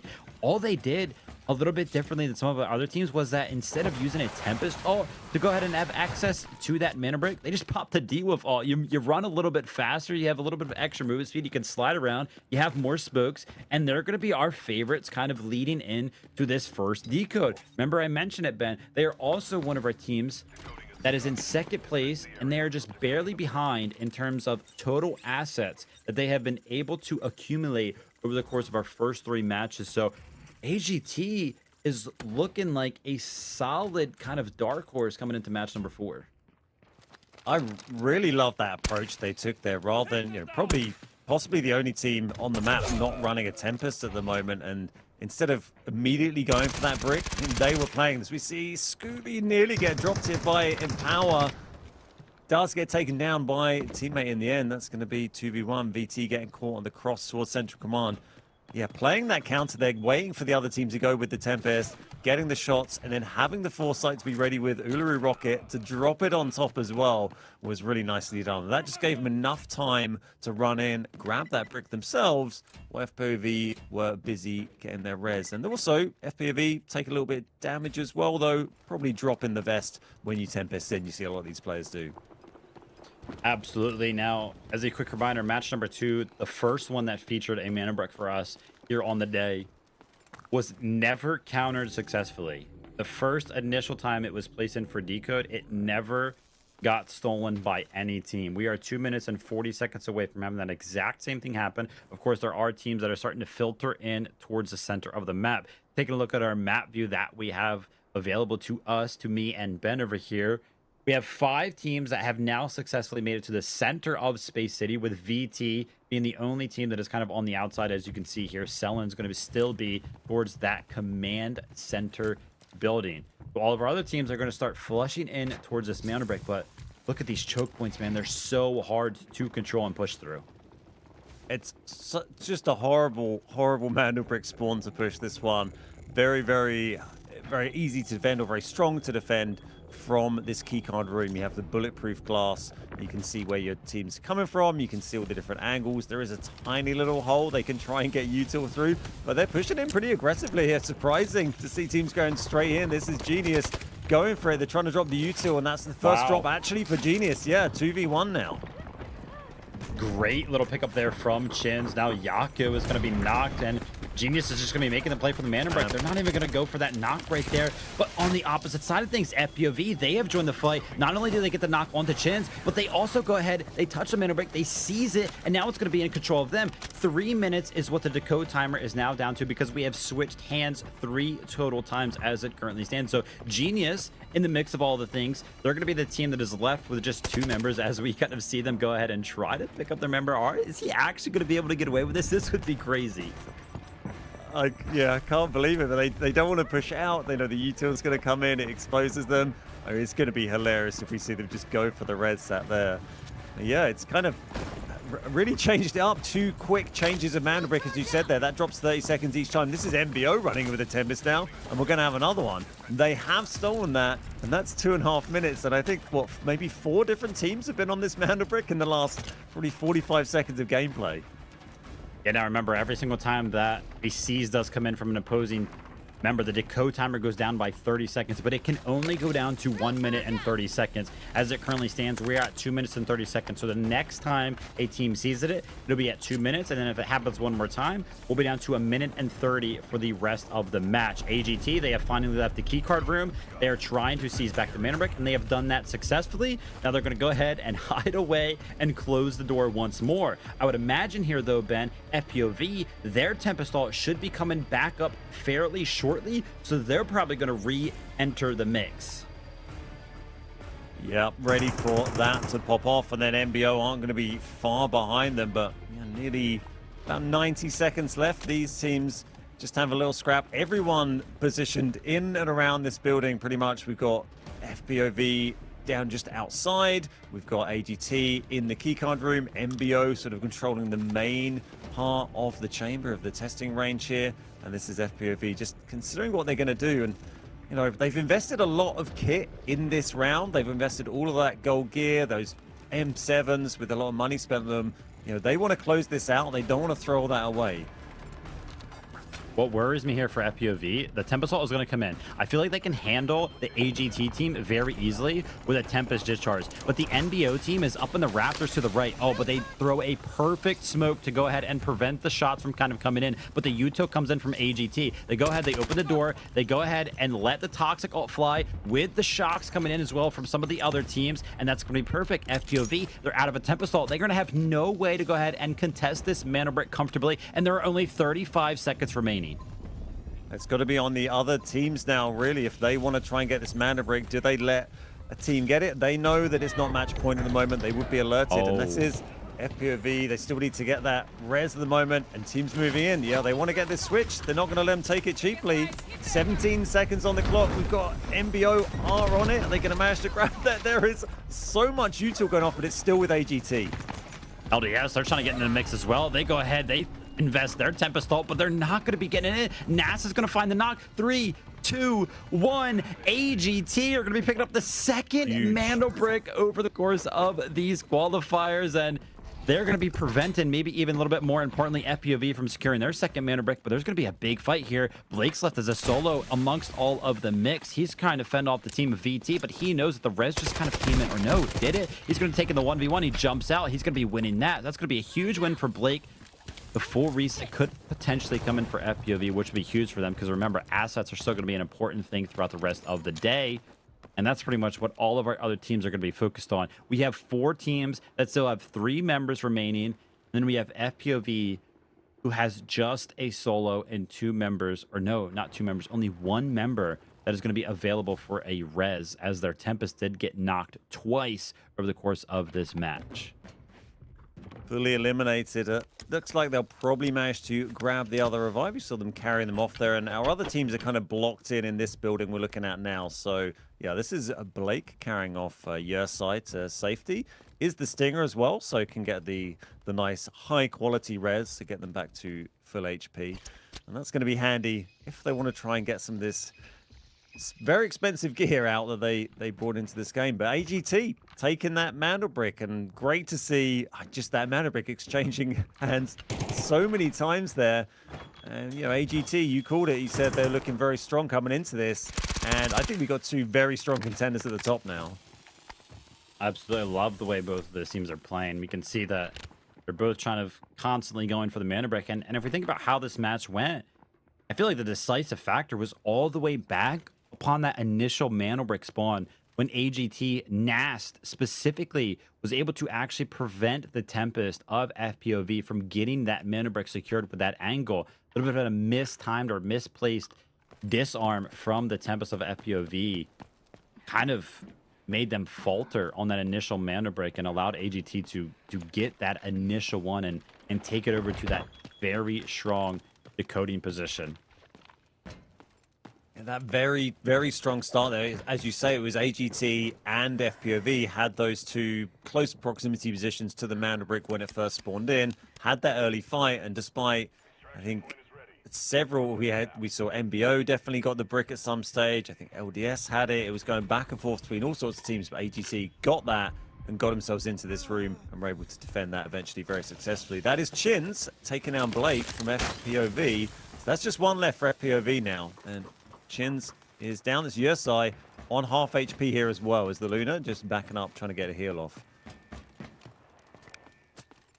Rough go at it here in match number 4 for our favorites coming into it. So this is surely going to mix things up. Now, speaking about mixing things up, we have not had any time to kind of rest for any of our teams here on Space City. The first half of the match was completely filled with chaos and fighting, focused primarily around that Mando break, of course, but now all of our teams kind of have to shift their focus over to that extract. Like, how many of our teams are going to be able to get out healthy and alive from a map like Space City? 3 minutes left on that primary extract here for all of our teams, which is of course going to be the main focus. As AGT got to be feeling good about securing the Mando brick, but job's not finished. They want to continue going. They want to keep the momentum rolling and potentially pick up a couple of kills on an unsuspecting NBO. It does look like NBO are aware now. They're keeping an eye on those stairs. Still in that same building, we've seen all the action kicking off. Still up in the testing range.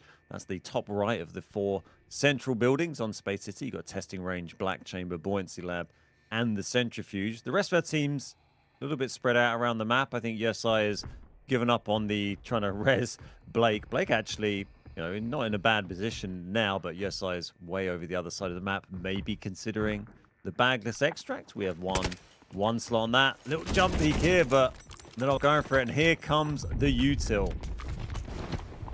AGT, they're trying to make the push up the stairs, but that's going to be something that seems impossible. Yeah, the disarm's going to come in, and that can hit almost the entirety of the stairs. Some trades are going to be coming in terms of the shots, but no progress being made in terms of position here for AGT. Going to be a tough one for them to make their way up the staircase. I don't know why they're so focused upon this specific staircase. Like, there are a bunch of other ways to kind of make their way over towards the extract, but I think what they have on their mind right now has got to be the kills, right? They know there's a team above them, They want that 800,000, and you know, of course, as I say that, they're like, "Nah, Vivid, you're an idiot. We don't want anything to do with that fight. We're gonna go ahead and rotate somewhere else." It's about to get a lot busier down in the plaza here. It's Genius who are holding the area. Jen, they got one up on the bridge, or about to go up on the bridge, and then Hannah and Chin spread out around the plaza holding different angles.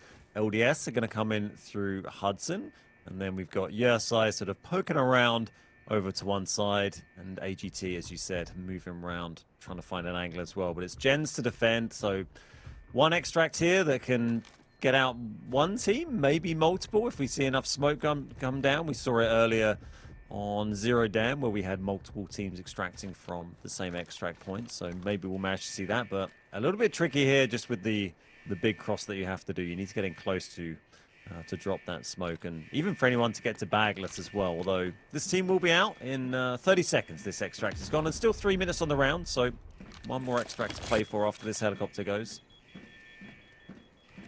You can see in our little picture down in the bottom right, we do have that last remaining member of FPOV, your side, trying to make its way towards the extract, and the flood comes in from a bunch of our teams. That's going to be AGT jumping out of the building, but they're going to be met to their demise as Chins goes ahead and successfully finds the first knock. It's going to be another knock on the Chubu, but Chins is going to be returning some of the fire, and so is Nast. I feel like he's been a consistent gun here for AGT and continues to find the knocks, but the extract is going to be going off right now, and I have no idea how many members in this lobby actually made it out. I think just 2 members of Genius made it out, and now Cook's going to be joining in on the action. Shots are popping off all across the map, Space City.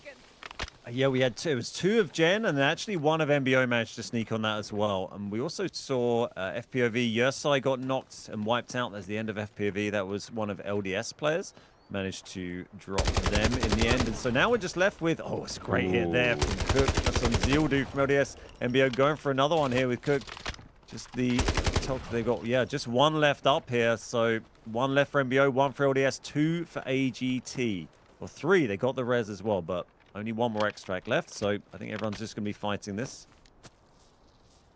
Would be an incredible year for Cook to kind of find this last kill. He's already knocked 2 members of LDS with some great shots, but AGT is now going to be fully revived, and they're going to be having the information needed to go ahead and flush Cook out. Chuba is trying to make the shots land, but he might not even need the shots. The nades are coming in. The D-Wolf nades are finding their value. Cook's going to be left in a hard place, and who better than Nast once again picking up a kill for the side of AGT. I cannot wait to see towards the end of this one the individual breakdown in terms of kills for the team of AGT, because I feel like Nast has just constantly been filling up that feed on the top of our screen. And listen, another one of those stories, man, where our team that picks up the mana brick, not only do they go ahead and pick up the mana brick, which is of course an incredible feat, but they kind of are the last man standing. Of course, they're not all going to be able to extract, which is not going to be ideal, but the fact that they're able to be the last ones standing means that they were able to pick up a bunch of kills. They have the momentum kind of going into the next match, and I feel like our conversation's got to shift towards the side of AGT now here, Ben, in terms of them being the favorites. I was going to say, it feels very reminiscent of that game where FPOV picked up their first brick, where they did that, they wiped the map, you know, not quite as much time for them to run around and loot, and they can't pick up the full, you know, the full team extract this time. Obviously, just 1 slot available on the bagless extract. That's what Tuber is going to take. Tuber's going to get off the map. The other 2 members of AJT left there, so maybe not enough time to really min-max things, but very successful round from AGT, and I think our 2 strongest teams in this now have a Mandel brick on their side. Great stuff from our teams to go ahead and equalize from the side of AGT. Space City kind of went exactly how it was going in the past, man. Those Tempests come out early, they go ahead and get that early mana brick, and after that, those strong positions around some of these corridors, around some of these buildings, very, very hard to make any progress for any of our remaining teams. That being said, I feel like all of our lobby getting into the mix, getting into the actions for that single mana brick was awesome to see. Let's go ahead and take a look at the breakdown, the leaderboard for round 4 on Space City. 4 kills for Agartha, 5 for Floor POV, our 2 strongest teams there getting a bunch of kills on the board. A few for everyone, though, so that is a little bit extra alloy, even for the teams that were wiped, didn't manage to extract. That is going to give them some extra spending money, some extra pocket money going into Game 5. It's going to be another game on Space City. Garth here, 4 kills, 2 assists, 1,200 damage, and 2 million in total assets. So it's going to be interesting to see what they invest in the next game. If they didn't use a Tempest last time, they ran the non-Tempest, which was not often seen on Space, particularly the first Space Mantle Brick game. So they still have 2 left. We might see them bring out a Tempest next time. Maybe the other teams start to run out of their Tempest opportunities. And there's Nast or Nasty. 3 kills, you called it. Doing very well this tournament. Yeah, it's just been consistently finding all the kills at AGT, and he's applying pressure whenever, picking up, just stragglers sometimes. Then we also saw the incredible hold that the team as a collective had over that mana brick when they were kind of playing around with the door, the utility, the toxic ults kind of flooding in as well. So incredible work there from AGT to, like I mentioned, equalize in terms of this match point. But now things start to get scary for the rest of the lobby. Anybody that does not have a mana brick now has 2 teams that could end our competition early today. So they got to be on the lookout. They got to play aggressive. Yeah, 2 very strong teams as well. Arguably the 2 strongest we've seen, performing today in terms of positioning, in terms of kills, in terms of balancing when to go in with the aggression and when to play things a little bit more conservatively. So yeah, this is going to be crunch time for everyone in the lobby. We're going to have a quick break and we'll be back with game number 5.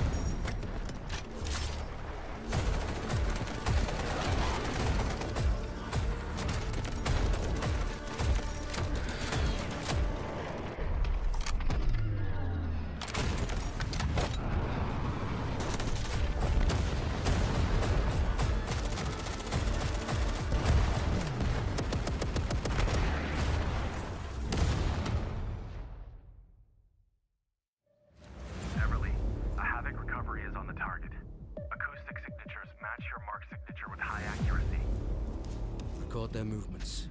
I'll find them. Target acquired. Staging retrieval.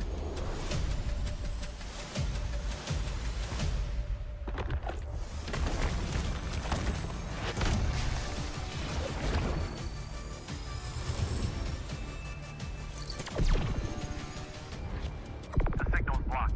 I can't pinpoint their location. Guess it's up to me then.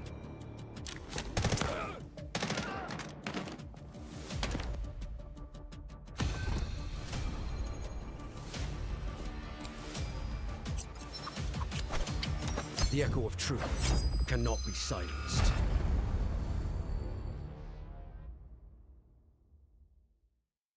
Warning. Control system compromised. You want to know how freedom is made? Patience.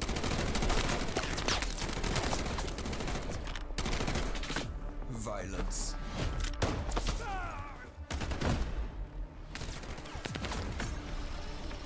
Struggle.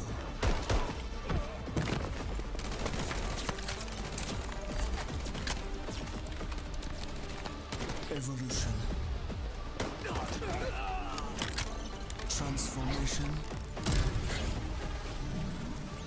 Combat. Liberation. Take Subject 42 alive.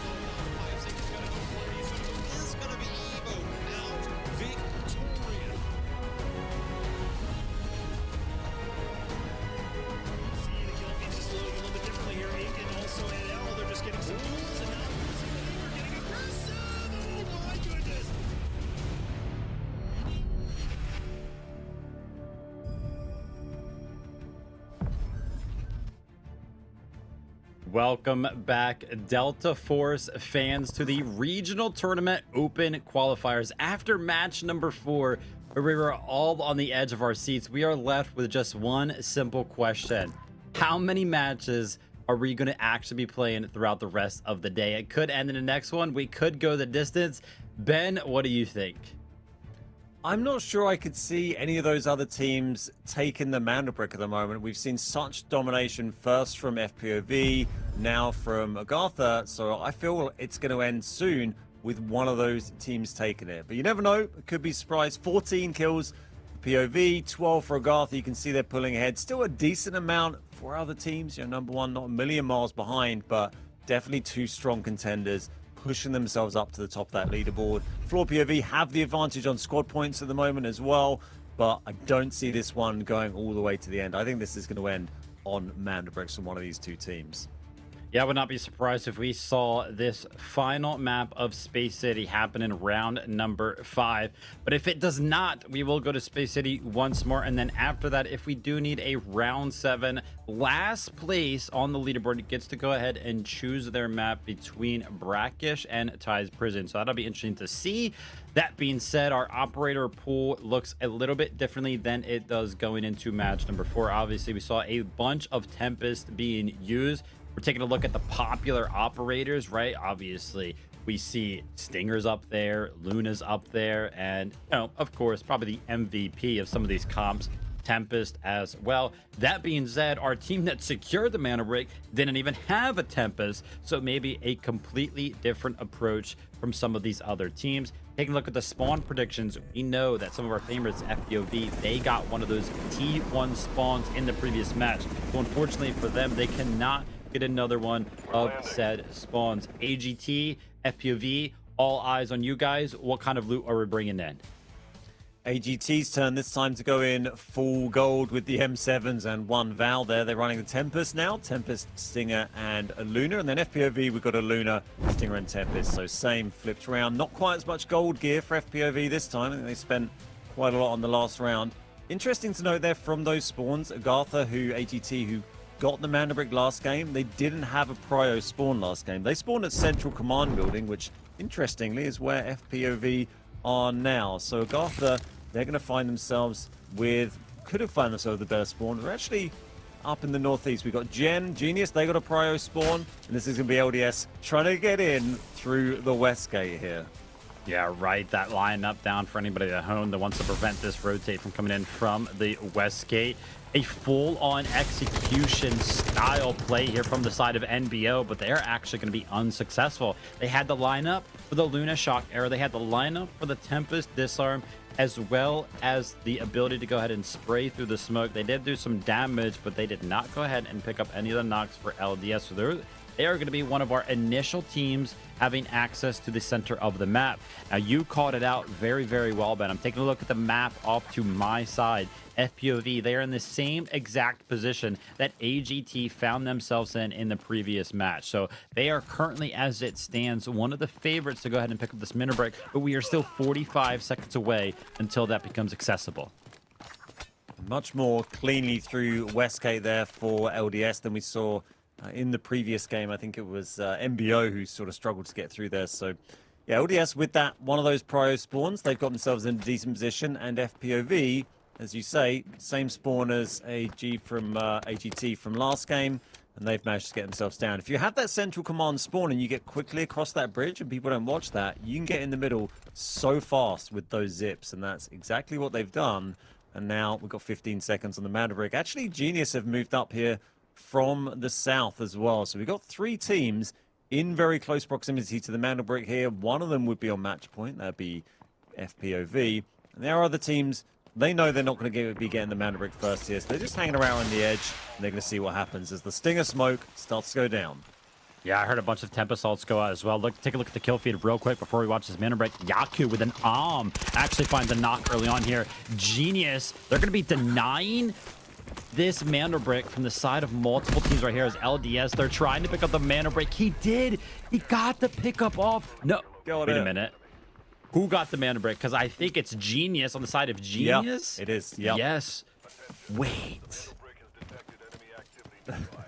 They got it with the Tempers got, I think, just grabbed, Tempers ran in there, got a knock on FPOV, then grabbed the Mana Brick and got knocked at pretty much the same time and bungeed it all the way back home. So that's, yeah, Jenna, they're all up.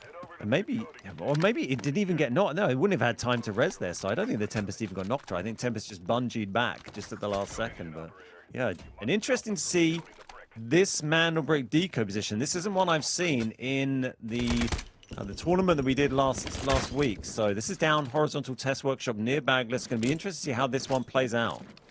Yeah, the shots are actually already coming in here, right? VT, they're trying to apply pressure. They're trying to get into the mix because they were one of those teams that wasn't even near that initial Mana Brick spawn.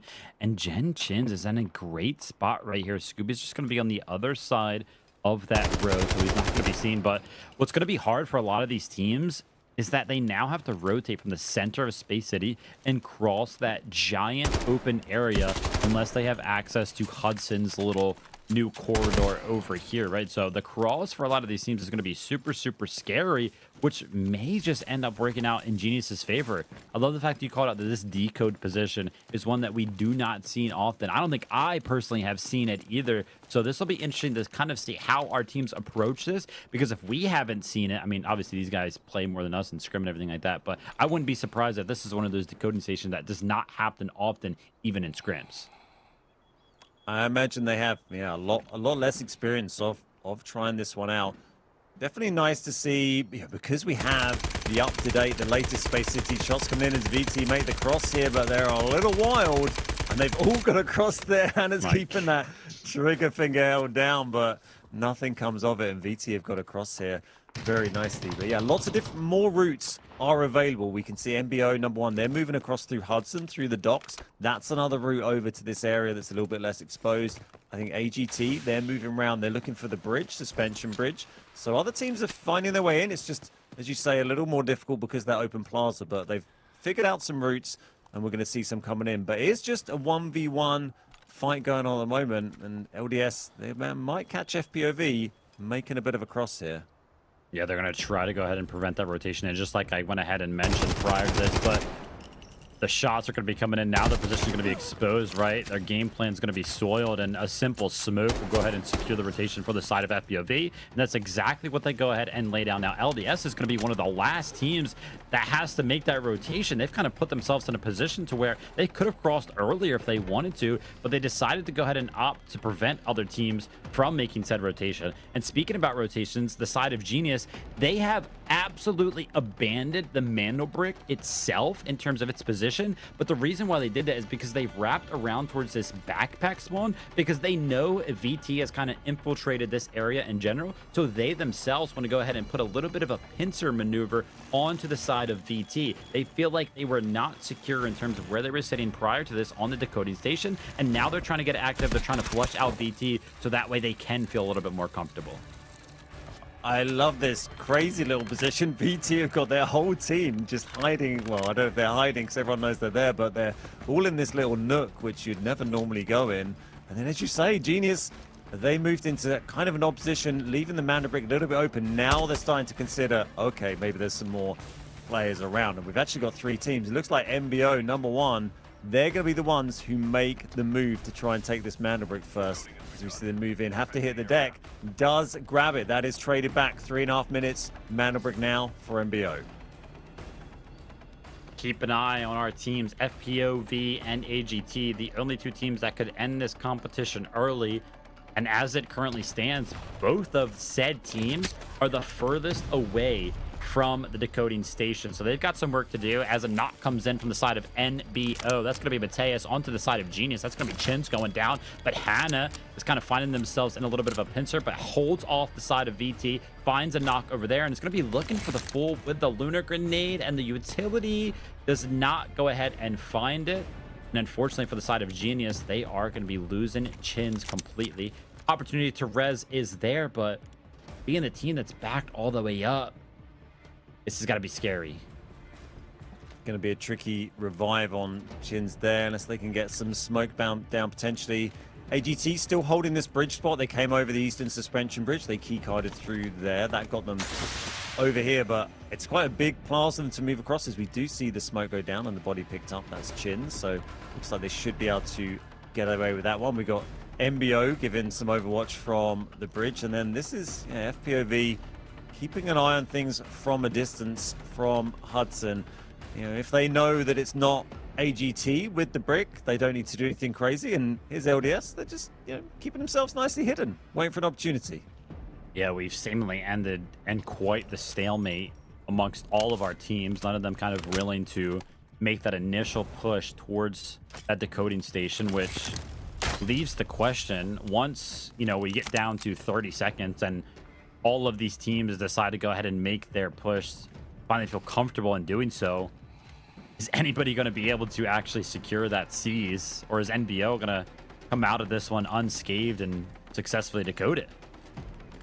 It's interesting to see LDS are actually closer to the brick than MBO are. MBO have the brick at the moment. LDS are in front of them in this underground area, and AGT, they've rotated round here. They might actually bump into them because they're coming through the tunnels as well, as Genius are also creeping down towards that brick. There's about a minute left here, and this is going to kick off if AGT want to go through this way. None of those teams want to be the first to get into the big fight, but it's all building up to a point, and it's going to happen.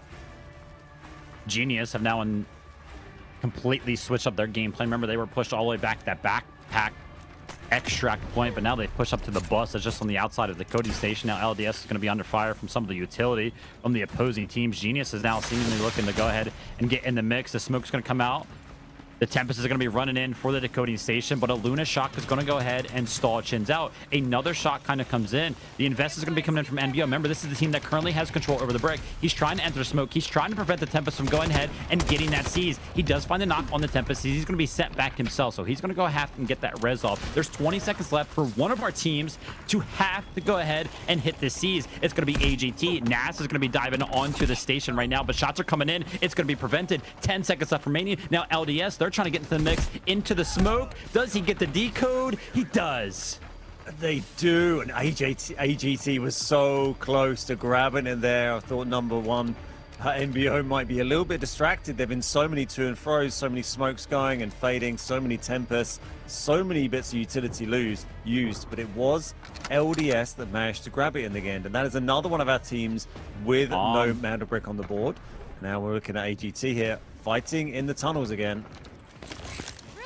Yako finds a second knock with the Om so far throughout this game. FPOV obsessed. They're going to be up on the bridge. They're trying to get aggressive. They need to flush out NBO. They're going to be investing in the Tempest ult, not towards the decoding station, but towards the bridge position. They know how valuable this can be. The Lunar shot comes in. It starts to apply damage. It reveals him, and Yursei is going to be able to pick up some easy shots right now. Now, FPOV, they also have position up on the bridge, but take a look at this. The other team that's on match point, AGT, they also found themselves with a very strong position in the tunnels.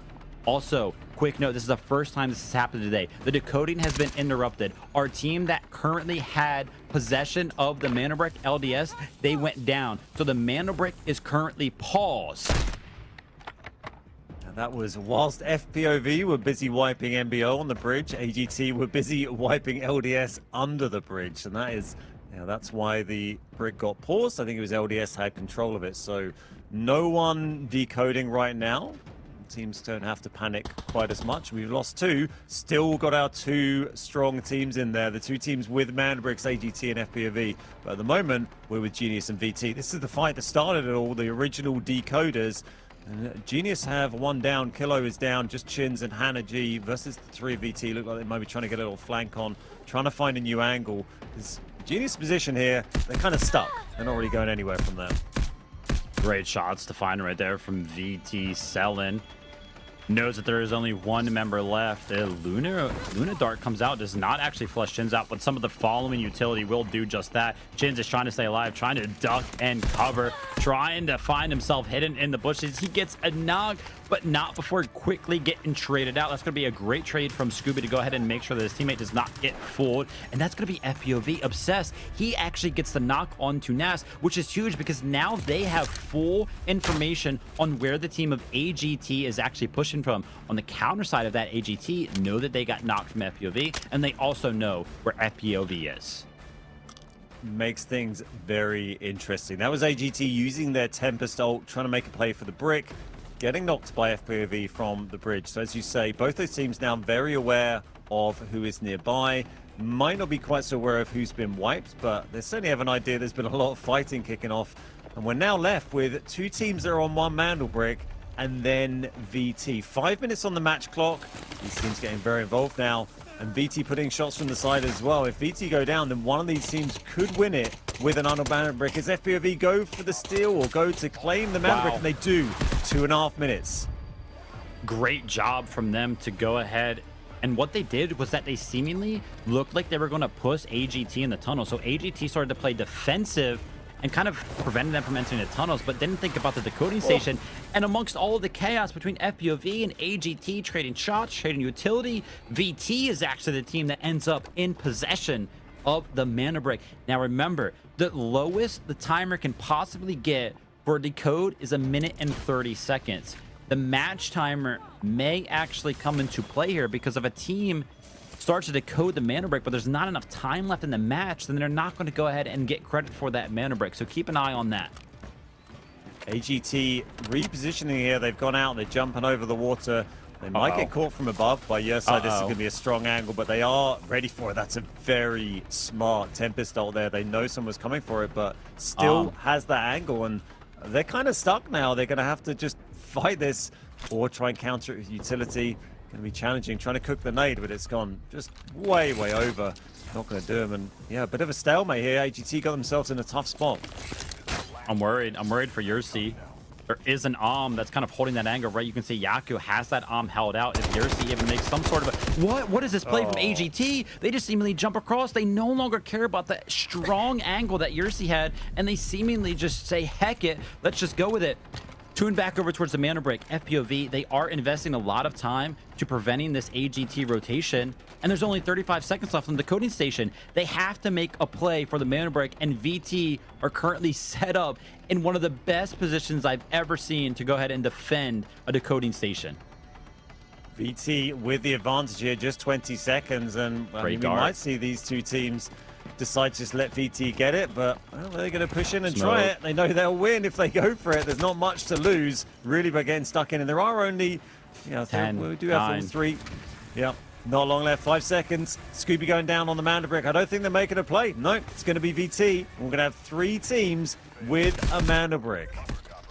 seemingly conceding it right there at the final moments was FPOV. It looked like they kind of set up to go ahead and push it without their Tempest thought, but decided to go ahead and bail out. Look, all of the kills are kind of coming in into the feed right now. It looks like FPOV, they picked up one of the members of AGT, but amongst all the mess, AGT also was able to go ahead and knock one of the members of VT. So some trades are going back and forth. Take a look at the investment from the side of AGT. They're going to be losing their because I can highly doubt that they're going to be able to extract out of this specific match with said as VT. They look to go ahead and get the res and potentially put themselves in a strong position to just go for some of these kills and maybe bolster their economy just a little bit. VT also potentially with the option to send someone out through the bagless extract as well. They're closest to that if that's something they want to try and do. But I was watching VT play earlier on in the tournament. They hadn't managed to get a mana brick until now, but they'd been very aggressive in previous situations. They got stuck in. They hadn't been sort of waiting to the last second, and we kind of saw it again. They got stuck straight into this. They were in this fight from the start when we saw the mana brick brought over here. We see VT and AGT here scrapping near the extract. Yeah, VT getting stuck in there, and it's paid off, and they've got themselves up there with FPV and AGT where they have their mana bricks. Yeah, our three remaining teams have seemingly switched their focus on a dime right here. They all know how valuable that extract could potentially be, as AGT Naz does exactly what he's been doing throughout the entirety of the day. Picks up a kill right there. Shortly after, Yaku's actually going to be able to find one onto FPOV, but I think that might have been a Tempest ult. So no worries there for the side of FPOV as some of the Luna utility starts to go ahead and reveal the positions of AGT, but the disarm comes in at the very, very perfect time to prevent Yersi from picking up some early shots onto the side of AGT. Scooby off the map for VT during all of that, jumped out through the bagless extract, so no one else is getting off the map now. Just fighting to grab extra alloy from those guys, and a great shot from the Orm. There's obviously no point worrying about Orm ammo because they're not getting off the map and they're not going to keep that AWM, so why not use it? Why not try and get the kill? And that's Tempest knocked straight back. That is nasty by Blake. In the end, Yaku, the only one up for AGT here, fighting a lot of FPOV, two of them up. Great disarm right there, successfully hits. They go ahead, they get the flush out. Great coordination from the side of FPOV. I would not be surprised if they have no idea that Oko, it could still potentially be a threat. Potentially did make some noise. Some early shots are going to be coming in. Obsessed is going to get knocked, but Oko is going to be knocked down to half HP. He does not get the finish, which is going to be pretty important because Blake is going to be on the Stinger, which is going to give him the possibility to go ahead and res. But as I go ahead and get caught up in all of the action that's happening in front of me, I didn't even pay attention to the timer. We are out of time in match number 5. Me and Ben, we both agreed FPOV, AGT, it's got to be one of those teams that takes home the mana brick because they look so good. And surprised we are, VT secures a mana brick of their own.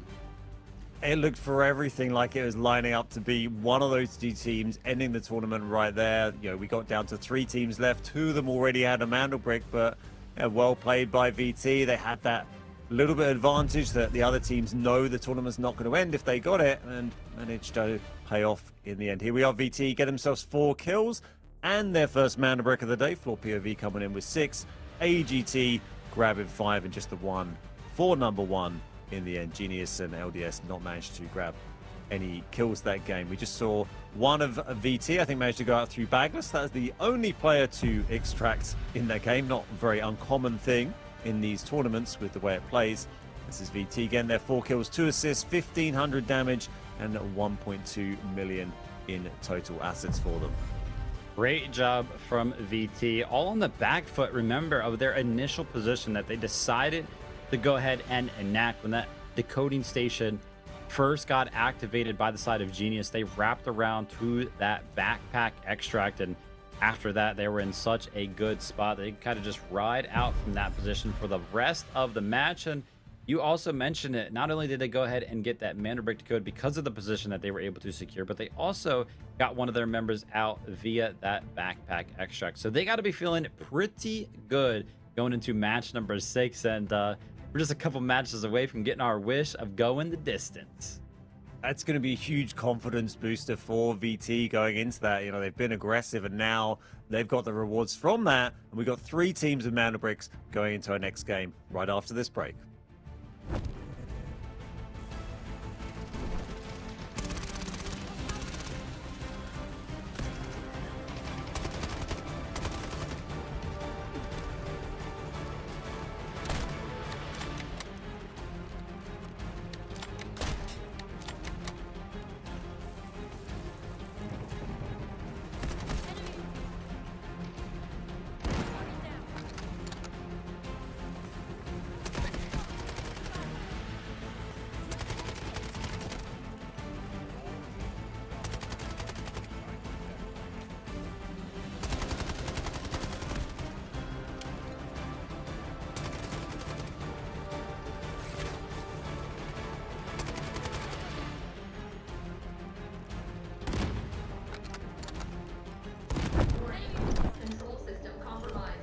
want to know how freedom is made?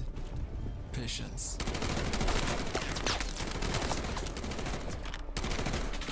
Violence.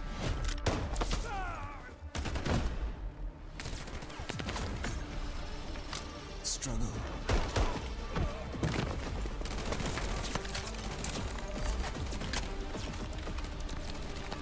Evolution. Transformation. Combat. Liberation. Take Subject 42 alive.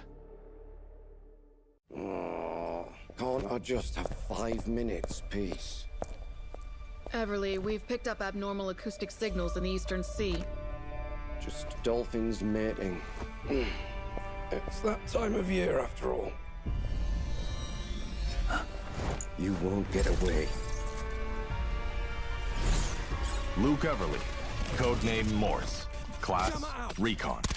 Morse is a former Navy acoustic intelligence specialist with deep expertise in maritime acoustic environments, making him highly skilled in the analysis and exploitation of sound waves and portable sonar equipment. As an operator, Morse excels in the use of his jammer, a portable sonic device that disrupts enemies by reducing their audio detection range.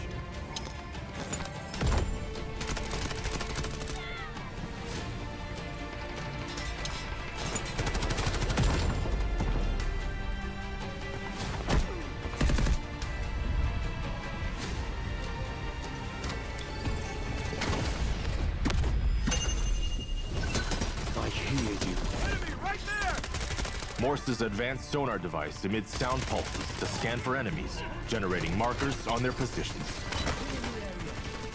No more secrets!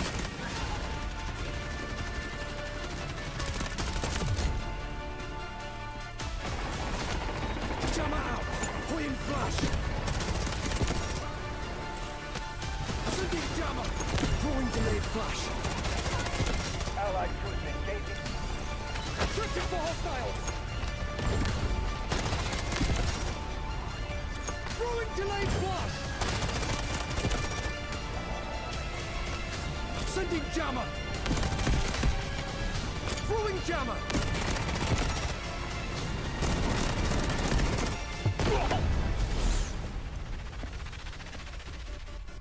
Shh. The storm is coming. Everly, a Havoc recovery is on the target. Acoustic signatures match your mark signature with high accuracy. Record their movements. I'll find them.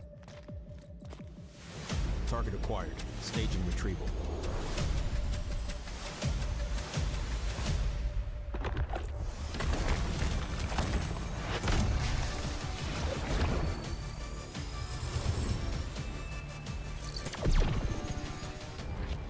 The signal's blocked. I can't pinpoint their location. Guess it's up to me then.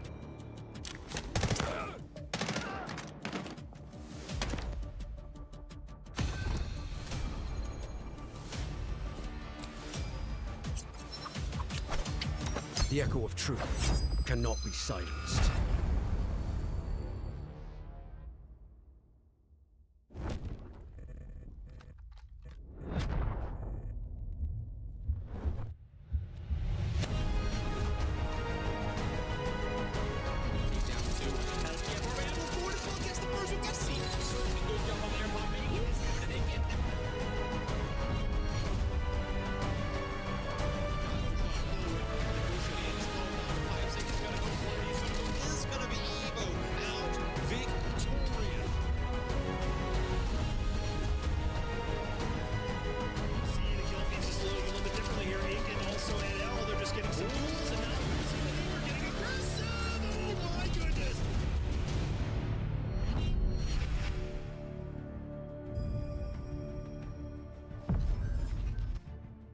The boiling point here on the Delta Force Regional Tournament Season 1 Open Qualifier has officially been reached. 3 of our teams have secured themselves a mana break, and with only 2 matches left to go, somebody is going to be booking their ticket to the regular season group stage, and we only have one spot available. Who's going to take it home, Ben?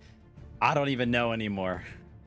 Just one spot left, as you say. We've got VT now joining the Mandelbrick Club. 3 different teams with that brick that could end it in this next game. One more Space City game, and then we'll see where we end up from there. Here's that leaderboard. The 3 Mandelbricks for AGT, Floor POV, and VT, our new Mandelbrick owners. 20 kills, though, for Floor POV. You can see the difference in squad points. Pretty huge here. 45, 33 for the top 2, and then just down to 19. Remember, if no one gets the double Mandelbrick, squad points is what's going to come into it between those teams tied on a Mandelbrick. So if it went all the way and ended game 7, no one had 2 Mandelbricks, Floor POV would currently have that advantage. Squad points is a combination of your kills and then 1 point for every million of your assets. So worth keeping that in mind. We're getting towards that point, but I mean, I said it last game, I can't see it going another game without one of these teams winning it, but it went another game.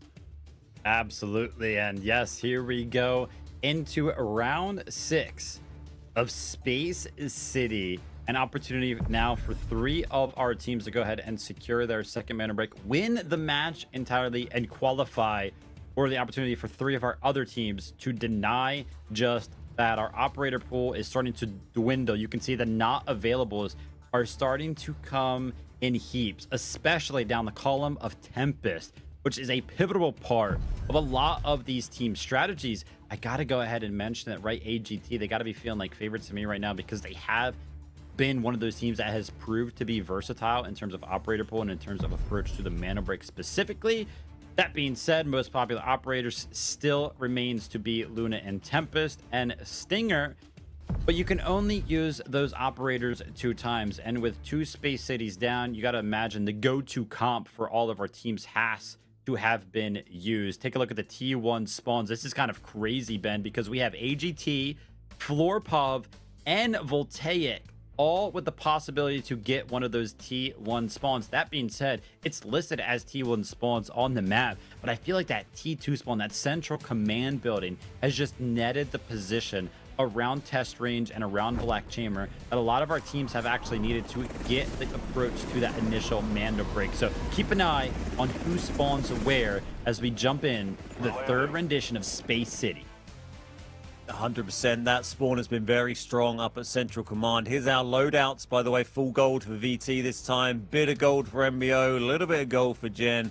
And purple for most of the rest of us. That's purple for AGT and for FPOV here, which is interesting to see. Also, Tempest for VT and for AGT, but they don't have one available for Floor POV. So they're running a little bit of a different setup here.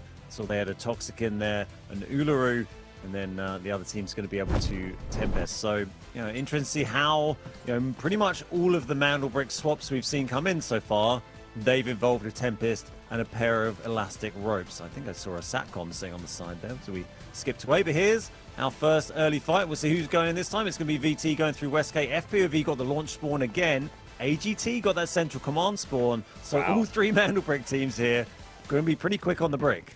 Feels like a repeat of match number 4, right? Like those initial 2 spawns were the exact same for FPOV and AGT, but we know how it went when this did happen. AGT, they were able to actually deny the pickup of that initial Mandelbrick from the approach from FPOV. So we'll have to see if FPOV makes any adjustments. We'll have to see if AGT can kind of repeat the same success that they had, and we'll have to see if VT makes a name for themselves here in the open qualifier.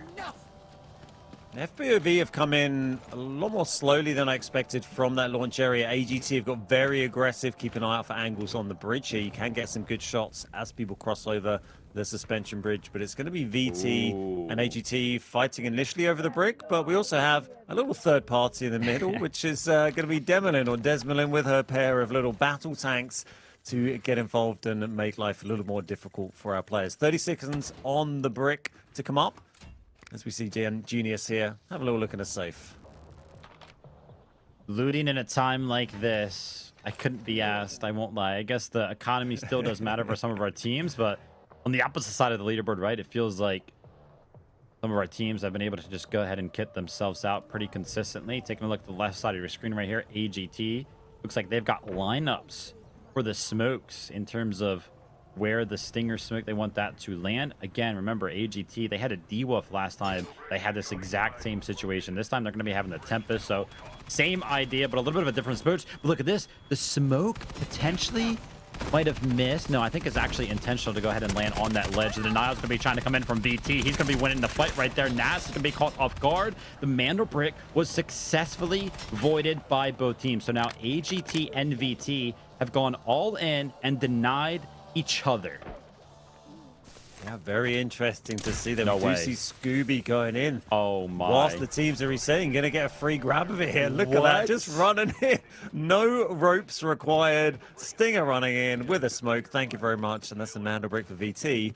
And they're probably going to go straight to this room downstairs. No, are they going? Where are they going to go and decode this? Maybe going to go and try the outside one. Could get 3 different Mandel Bricks for decoders going on over 3 games here. I don't believe it.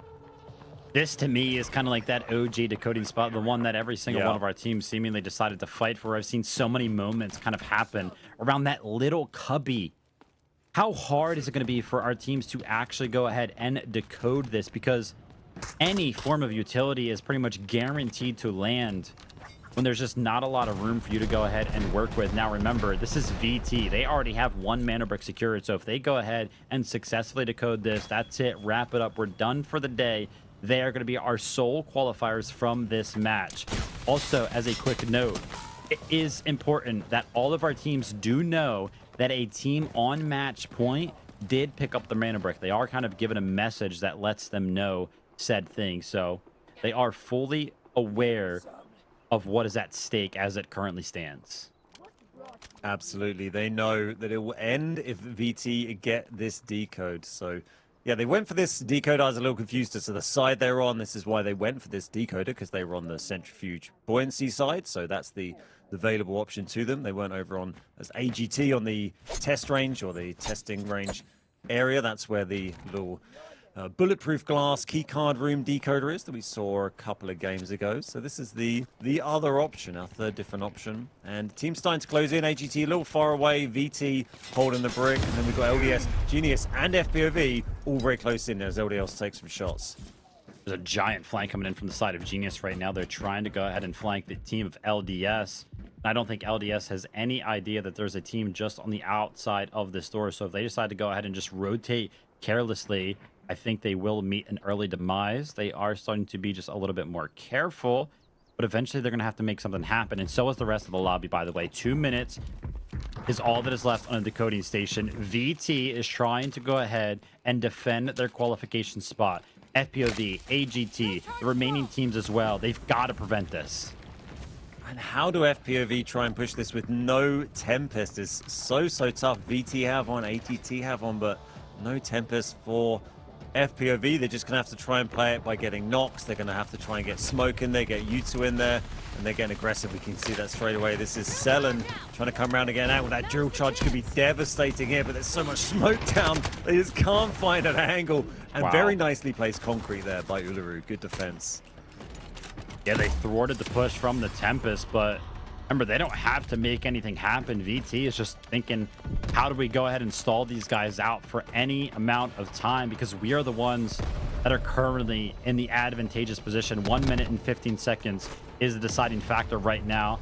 FPOV, they're trying to go ahead and flush Oko out of his very strong position. But look at this. Selen's going to land the shots on Yersei. FPOV, they're left with 2 members. But VT, they're not even going to push this. They don't have to. They just got to play defense for a minute longer. Just 1 minute for them to win it here. They've also got Desmolin's tanks guarding as well to add some extra chaos to it. It was a huge knock for them to grab there on FPOV to set them back. And AGT surely need to get in, and they are getting close here. They know this is going to end. It would be a huge upset for these other 2 teams that got the first Mandel Bricks if VT take this with just 35 seconds on the clock, as every team in the lobby is closing in on this position now. Absolutely, but VT, they're starting to run out of spots where they can hide. Scooby is going to find his demise, and AGT is finally joining in on the mix. Their Tempest is going to be running in towards the decoding station while all of the action is going down. Now AGT are going to be the team that successfully is decoding. Selen, Scooby from the side of VT, our initial decoders, they're both going to be knocked, and that's going to be to the hands of NBO, who have decided to join the fight, but a jump spot from Matthias. He's going to be seen OKO hiding underneath of the staircase. And now VT, one of our teams on match point, is out. 35 seconds away from qualification to the regional tournament there for VT. Doesn't work out, and that's Genius losing Kilo there. Still got Hannah and chins up. A great play from Matthias, getting the shots through the door. Gonna have to back up there, but they may not decide to push in as Enter a Name gets set on fire. But yeah, VT wiped out. There's the tank still playing a part as the boss hasn't been killed yet, but a very sneaky steal of the brick there from AGT. They've taken up their position to just wait and see what happens, but Cook's moving in, and looks like Cook's going to grab it pretty freely here. I don't think anyone's actually contesting that. They got the drill charge to block, but it doesn't work. Now the bricks for MBO, not match point anymore. A little bit of a late disarm right there. I think that was on the side of AGT as NBO seems to continue with the same exact game plan. Push, push, push. They have already successfully cleared out the team of VT. They also got a knock over on the side of Genius, but they were able to go ahead and reset. And now look at this, FPOV. They've been pushed back by NBO as well. Still full teams for everyone on the map. Obviously, we lost VT, but everyone else has got all three of their players up. AGT, kind of surprised they gave that one away. I guess maybe they also felt that it was a little bit early to full commit everything to go and counter that.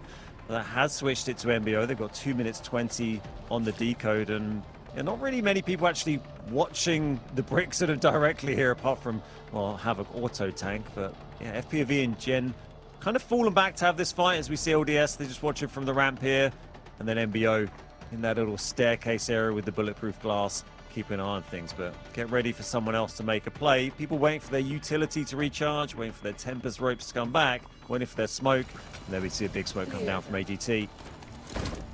Yeah, they're trying to get involved right now. Same exact strat. Tempest onto the decoding station. Allure Molly to try to go ahead and combat that, and it does just that. Now, NBO, they have successfully went ahead and defended one of the only remaining Tempest left on the map, which is going to be pretty much the hardest thing for them to defend. So they're going to be feeling good about that. An absolute great use of a utility from the side of FPOV. Yersay, they're going to be finding a knock on LDS, and this is great for the side of FPOV because if they can get access to this ramp, their position in terms of where they currently stand would improve greatly. That being said, 1 minute and 15 seconds left on the decoding station. NBO is looking like the favorites right now. Genius, they've got to get into the mix.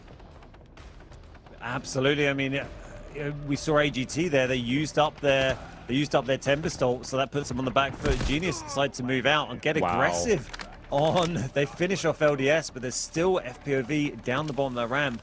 And are they going to have enough time left on that smoke to actually go in and counter here? And it's going to go for it, but NBO might be distracted. They might distract. They took a knock from FPOV there, and that has switched it. And now Genius have the brick. FPOV has been the demise of multiple teams, but it's the same play, right? They just keep flanking all of these teams in their positions.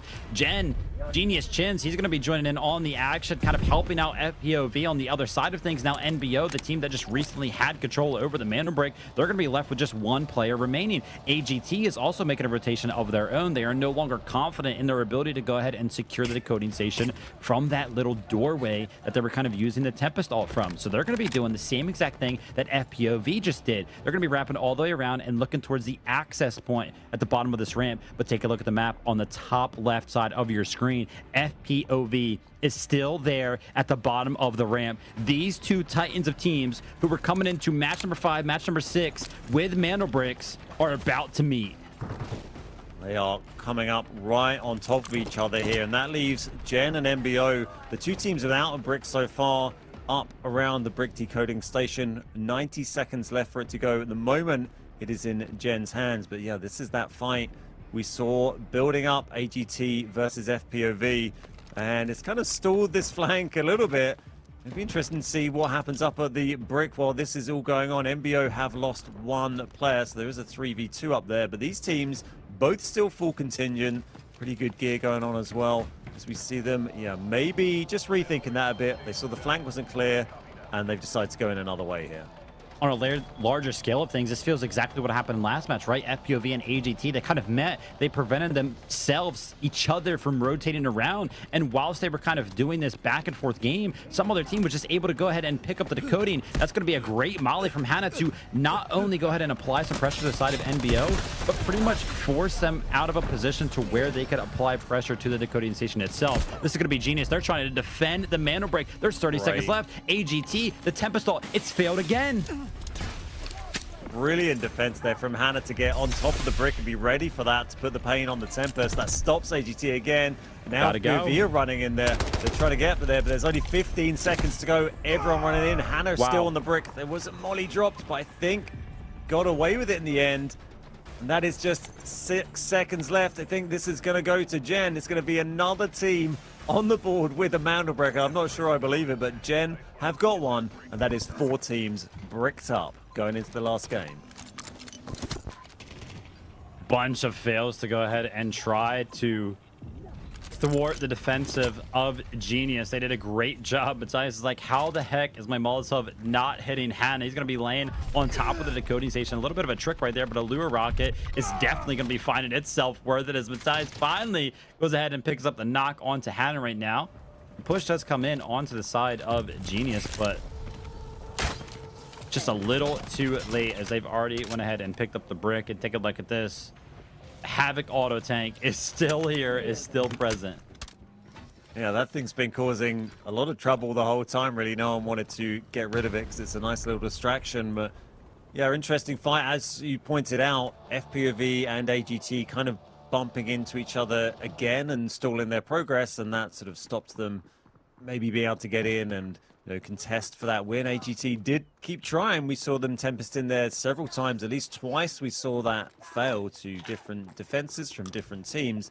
Didn't manage to grab it. And I mean, it's so hard to get that brick when you've got Molotovs from Uluru flying on you the second you go for it. You got someone sat on top of the brick.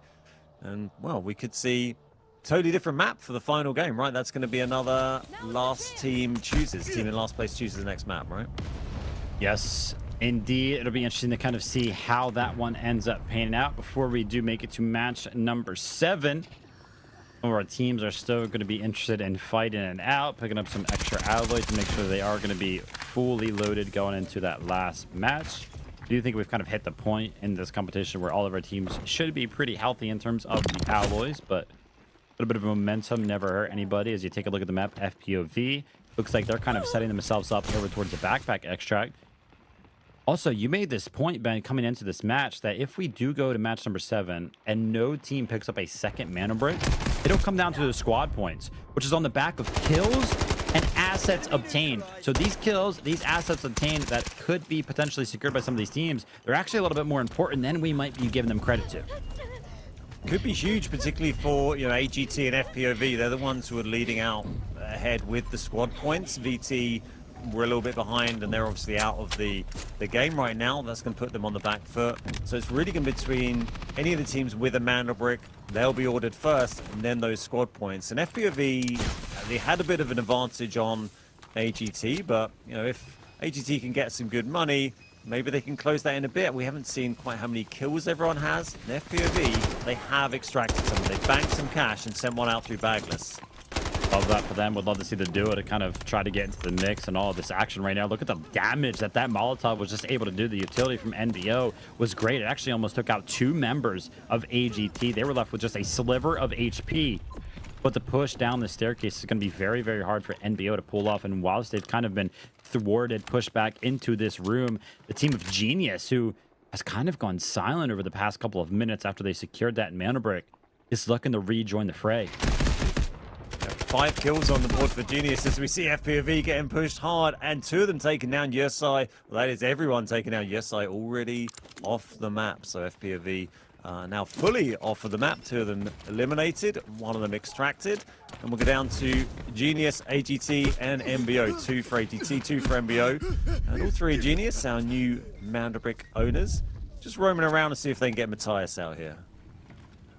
We just talked about the importance of some of these kills. We know that FPOV is in first place in terms of those squad points, but we also know that AGT was not far behind them the duo of FPOV kind of investing, trying to run it down and get some of those kills, actually just gave away 2 of them to AGT. So that could be a point of contention, right? A point where this match in its entirety might have swung in the direction of AGT. We'll have to take a look at the leaderboard after this match does expire, but as it currently stands, Enter Name is currently backed into a corner. The utility's coming in. Genius is trying to put the pressure down. There's trades coming all around, all across the board, but it's going to be Genius who comes out on top. They're going to be successfully taking out NBO, but not long after AGT, they're looking to rejoin the mix. They want to get stuck in there, but a huge hit on Tuber as they poked up the top from the bulletproof glass there, but the quick heals from Stinger able to get them back on full HP pretty quickly. And then Yaku's turn to take some hits on that corner. Such a brutal position to push this on either side through this, up the stairs, through the bulletproof glass is nasty. But it's just AGT and Gen fighting as we're here. The Tempest going, and they're going to be coming up and trying to push this, maybe going for a little flank round through the doors I see here, getting another angle. It is a 2v3, so they have the numbers. They didn't get the res here, and we just got 30 seconds left on the clock as they charge in. Remember, AGT has already kind of picked up some of those early kills on the FPOV, but Genius, they finally find some footing here in this 2v3. They pick up 2 members. Now the odds are in their favor, 2v1, but Nast is on the opposing side of things and continuing the narrative that we've seen throughout the entire day. The guy is just unstoppable. The M7 in hand, he wins the 1v2 is a little bit of a highlight reel. Buzzard beater as well in match number 6. That's going to be huge for not only the morale, but also for the leaderboard towards the end of things. Things are starting to get crazy here over the course of this open qualifier, and I can't believe I'm going to say it, Ben, but all it's going to take is one more match. It all comes down to match number 7. Yeah, final game coming up. Great finish there from Nas. We've seen him slaying all day long and then picking up the double right at the end there, making himself the last player remaining on the map with just a couple of seconds to spare before the match ended as well. So could be valuable points, as you said. Very interested to see what those squad points are going to be as we go into the final game, because they could be critical. Absolutely, yes. And we're going to get that breakdown for you guys. See how that one kind of went. We know how that one went for the side of Genius. They picked up the mirror break. They picked up 9 kills over the course of that game as well. Incredible feat from them. Taking a look down towards the leaderboard, we had AGT. We know that they were in the mix. They picked up 4 kills. Team in number 1, also NBO, kind of joining the mix right there with 4 kills of their own. And FPOV picked up 3 kills.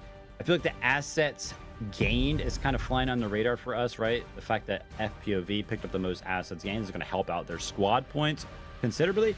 But these numbers are crazy from the side of Genius. I mean, 9 kills. I don't know what the most we've seen throughout the day is, but it definitely has not been up there. I think the damage done is really what kind of sets the tone for me. 2,800. I'm pretty sure over the course of the other matches throughout the day, I think the most we saw was like 1,600. So they did such a great job. You can see the kill breakdown for the side of Genius individually, but listen, they might have been 4-4-1, but it looked like they were just one cohesive group. As soon as they got access to that decoding station, they did not give it up. And as a result, we're going to game number 7. And that's kind of come out of nowhere, really. We haven't had much opportunity to really talk about Gen as they've gone through today's tournament. And then, as you say, just totally switched it on from nowhere in that final game, or that last game that we just had. So, you know, maybe making themselves contenders. We saw how close VT got to winning the whole thing. They were 35 seconds away from winning, so it could go to any of our 4 different teams now. We're going to have a break, then we're going to jump in for the final game.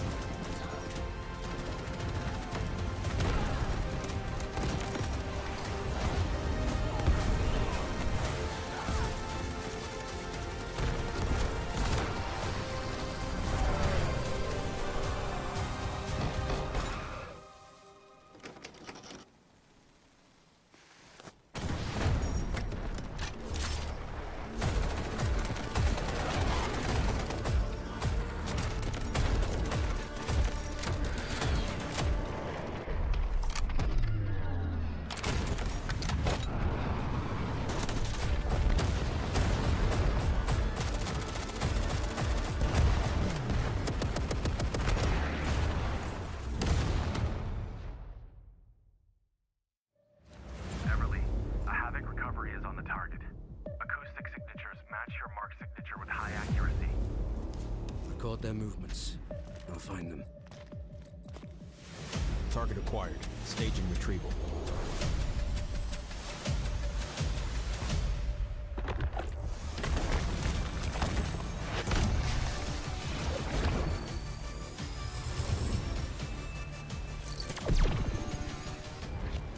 The signal's blocked. I can't pinpoint their location. Guess it's up to me then.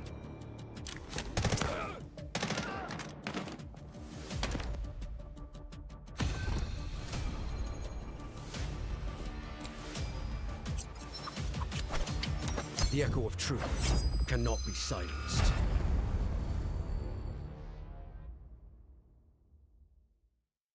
Warning.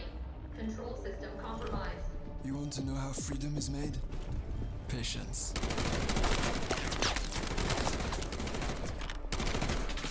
Violence.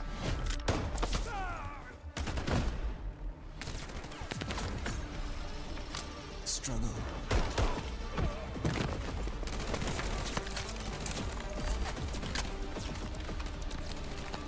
Evolution.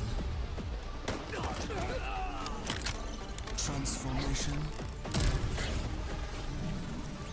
Combat.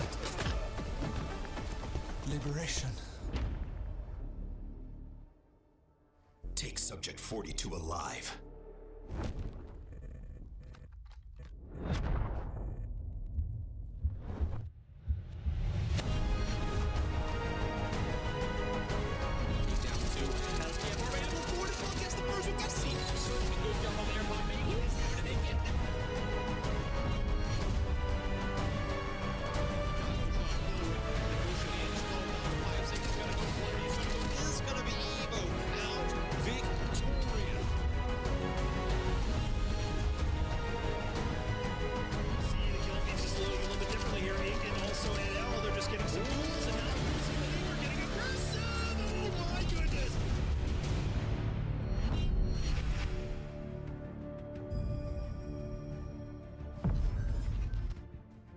Welcome back from our final break of the day. That's right, we only have one game remaining here on the Delta Force Regional Tournament Open Qualifier.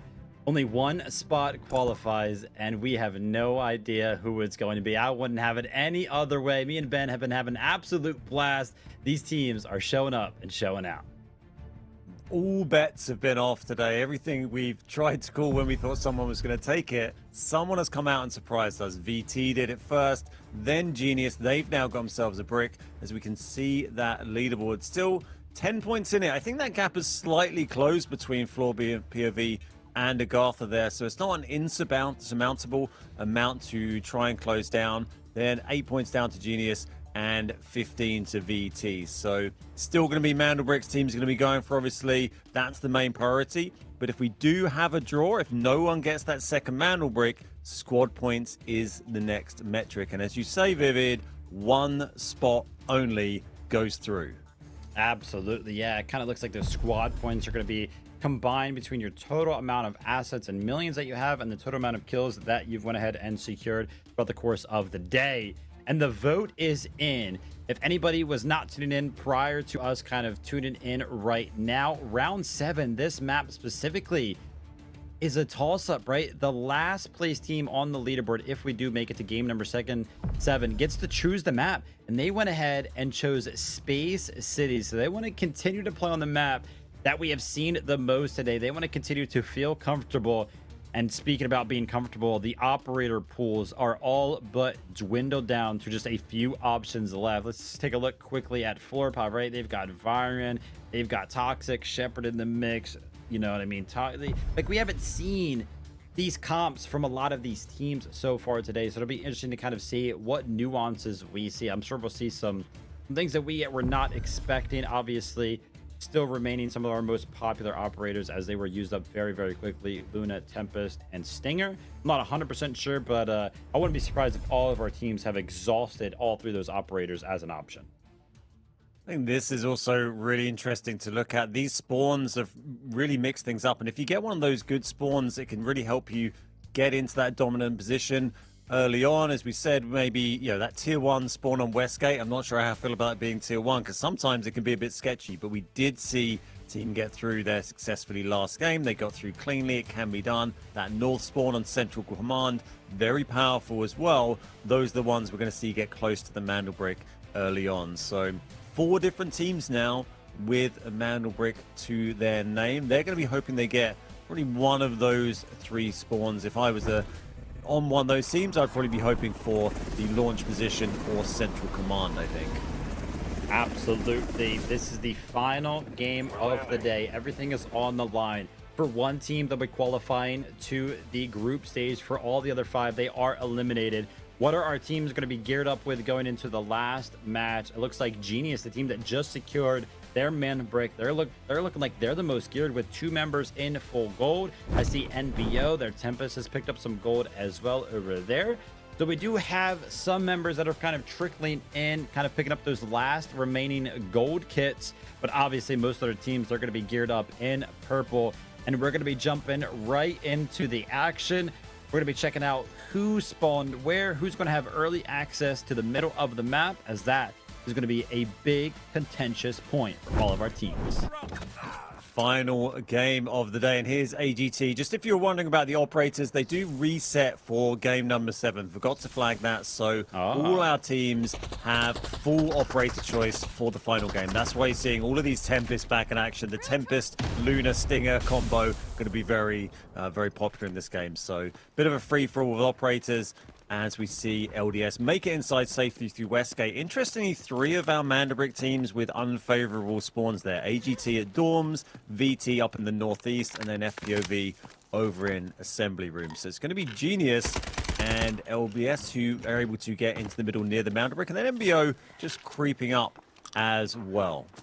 Love that flag from you there. Yeah, wasn't aware that the operators reset. That is super cool. So when everything is on the line, right, when we were in the last game of the day, all of our teams should be feeling pretty comfortable on not only their team's comp, but also their personal operators. I kind of mentioned it when we started today. I myself find myself the most comfortable when I'm playing on Luna because I just consistently spam that operator. And I'm sure all of our players kind of playing today kind of feel the same way. 30 seconds though until our Mandelbrick becomes active, and I'm kind of taking a look at the map. Genius, I feel like, is one of those teams that is in the best spot, that's kind of in between Black Chamber and Firing Range, because it has one of the best access points over towards that Mandelbrick. So we'll have to see how this one pans out and see how our other teams kind of filter in here and where they position themselves to go ahead and try to get a hold of this brick early.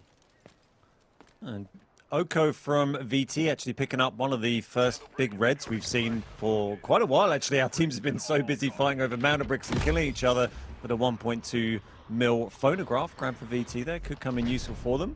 Well, they're a little bit behind in the leaderboard for those, and the brick is grabbed initially by Gen. They've got first dibs on the brick, and they're up in the testing range, so we're likely to see this go straight down to the little keycard room, the testing range glass room, and they're going to get this one decoding back in the classic. We saw this decode station used a lot last week, and I'm sure the team's been using it a lot throughout the week in their other battles, and we're back here once again. What better way to kind of close out the competition? Remember, you might be wondering, like, oh, why are you looting like that? That doesn't really matter. Well, it could end up mattering because if the leaderboard ends up coming down to a tie between Mandelbricks, assets obtained throughout the course of these 7 games, and your kills combined gives you a squad point metric, which will end up being a tiebreaker.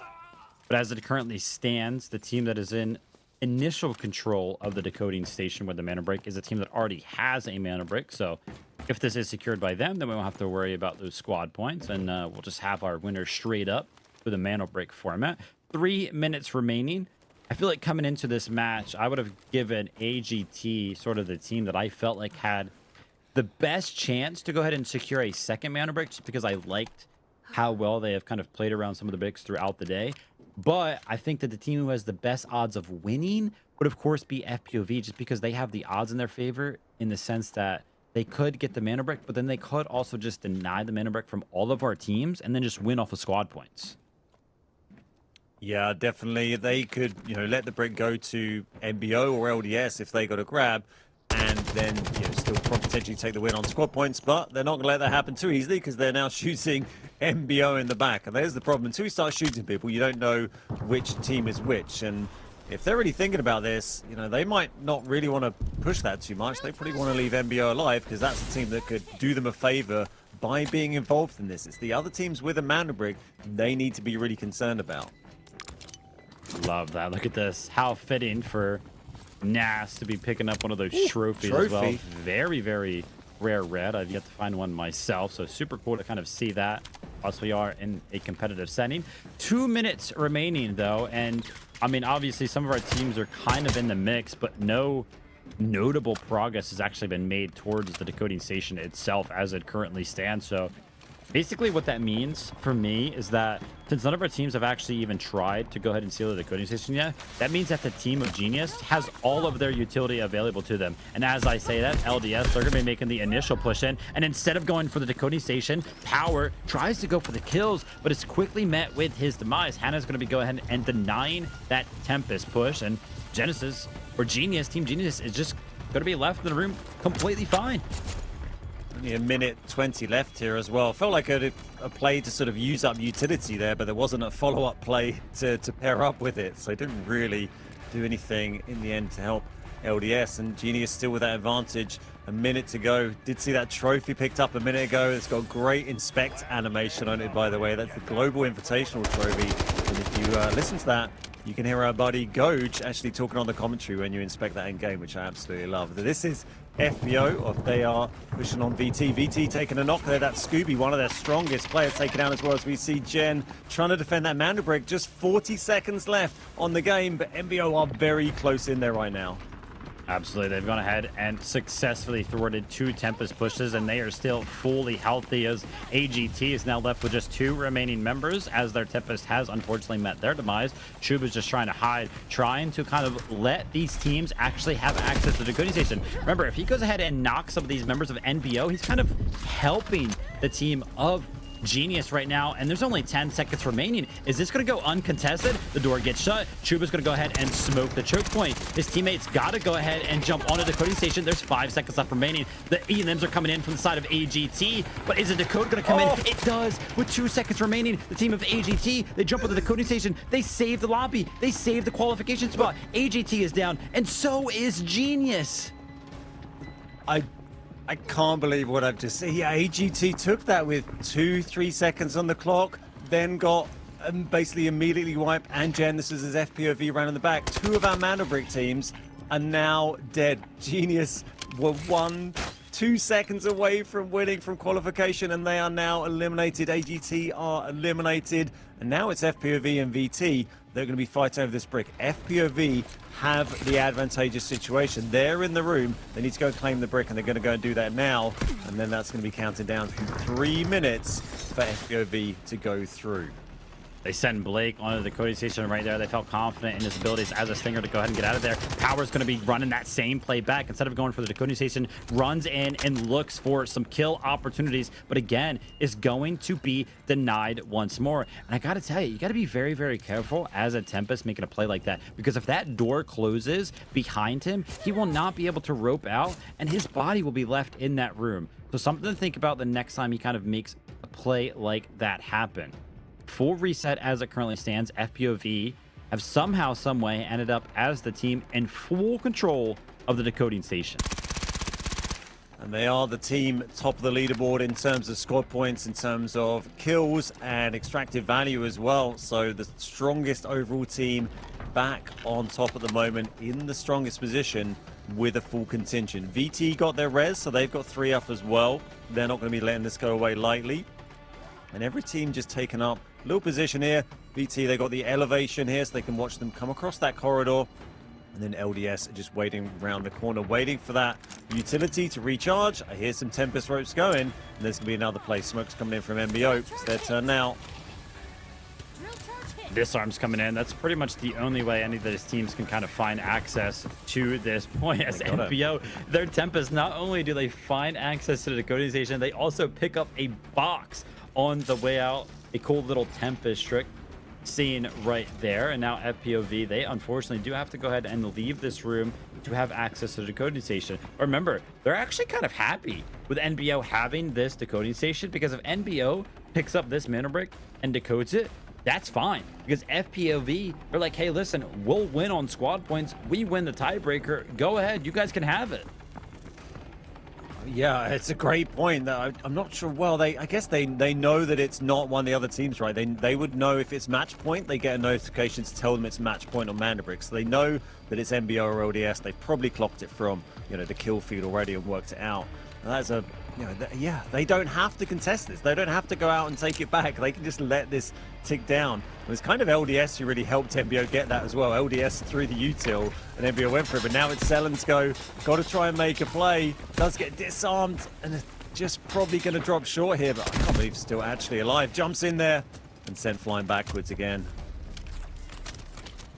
Right now would be a great opportunity for one of our other teams to actually get in the mix. They know that a big exchange of utility just happened, right? All those disarms kind of coming out from the side of FPOV should have them kind of feeling confident. But if you stagger your attempts like they are right now, they kind of allow some of that utility to recharge. It's going to make it that much harder for them to actually have access to that decoding station. For the third time now, LDS, they're going to go ahead. They're going to try to approach this mana brick. For the last 2 times, Power has ran into the room and looked for the kills. He does the exact same thing again, instantly disarmed, and cannot get in to go ahead and thwart any of their efforts. I feel like he could just go ahead and take the decoding station. Yeah, he jumps on it now, but as I say that, gets knocked quickly after an FPOV. They are now in full control. 30 seconds left. It kind of feels weird because they are the ones that are denying the access to the mana brick, but they're not in control of it. It's NBO that is in control of it, but FPOV is completely fine with this.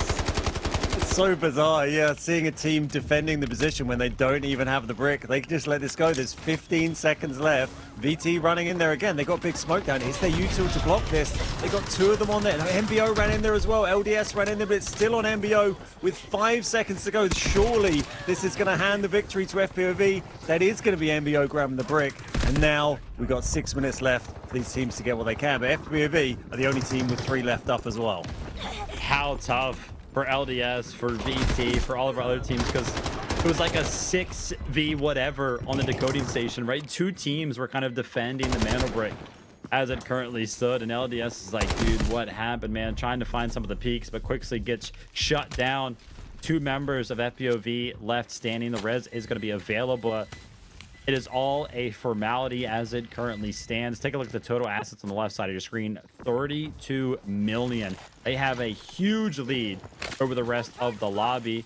They're not going to want to stop there. They want a little bit of a victory lap. They want to go ahead and push. Obsess is trying to get into the mix, but he's going to be thwarted off by the Luna Shock. Goes ahead, hits the rollout, gains some great positioning, but is quickly sent back on the Tempest ropes. Yeah, they are, and NBO here, they got the brick, but it's not really going to help them out. Only one team, only the top team goes through to the regional tournament, and I think it's pretty likely that's going to be FPOV at this stage. They came into it such strong amount of points, but we still got a fight on our hands. NBO versus FPOV, fighting in the same old room, but this time, no Mandel brick in contention. Our teams might be feeling a bit more bold. This is that tiny little gap at the top they're trying to get util through, by the way. It's the only real weakness of that room. Let's try and get something in, but 3 up on both teams at the moment. Like we already mentioned, this pretty much feels like a formality. I will say, not a lot of times in our operations competitions do we see a mana brick go to 5 different teams, so pretty rare sight to see there, as these teams are going to try to battle it out 3v3 style. Cook go ahead and find the opening pick right there, and Enter Name goes ahead and finds the second one, but Obsess is still alive. He's looking to go ahead and try to pull up the 1v3, but he is shut down. NBO, they secure the Mandel brick in the final game of the day, and in a weird sort of a way, they have helped FPOV, assumingly so, go ahead and win the qualifier throughout the day. We will, of course, go ahead and wait and see how this match plays out. See if NBO just goes on an absolute streak of finding some incredible loot that would boast them up, seemingly like a 12 mil as it currently stands. But that's easier said than done. And then you still have to take into account the squad points, of course. So you got kills on top of that. That's going to add more points to the team. But theoretically, if you manage to find a couple of very expensive key cards lying around worth 5 or 6 mil, each one of those gives you, every million you extract with gives you another squad point. So if these guys get 10 mil out as a combined extract on this extract, they got all 3 players, then that would give them an extra 10 squad points. I'm not quite sure where they were going into it. They certainly weren't inside the top 3 or 4, so they would have to find something pretty miraculous to get them up there. But they're definitely going to jump up the leaderboards, and I can't believe we've had 5 different teams getting a Mandel brick over this tournament. FPOV and AGT look so dominant early on, and everyone's had a share of the pie, but it looks like FPOV are probably going to get the biggest share. Absolutely, yeah, I won't lie. I was kind of writing them off as even being able to get close to the total amount of assets and seemingly the squad points for FPOV. Obviously, the assets could match up. I do know FPOV had quite a lead in terms of the total amount of kills that they had throughout the day, so that's going to be helping out their squad points for sure. But every single time that we kind of pan to one of these POVs for the side of NBO, I take a look at the leaderboard on the left, and the last time I talked about it, they were at like 17 mil.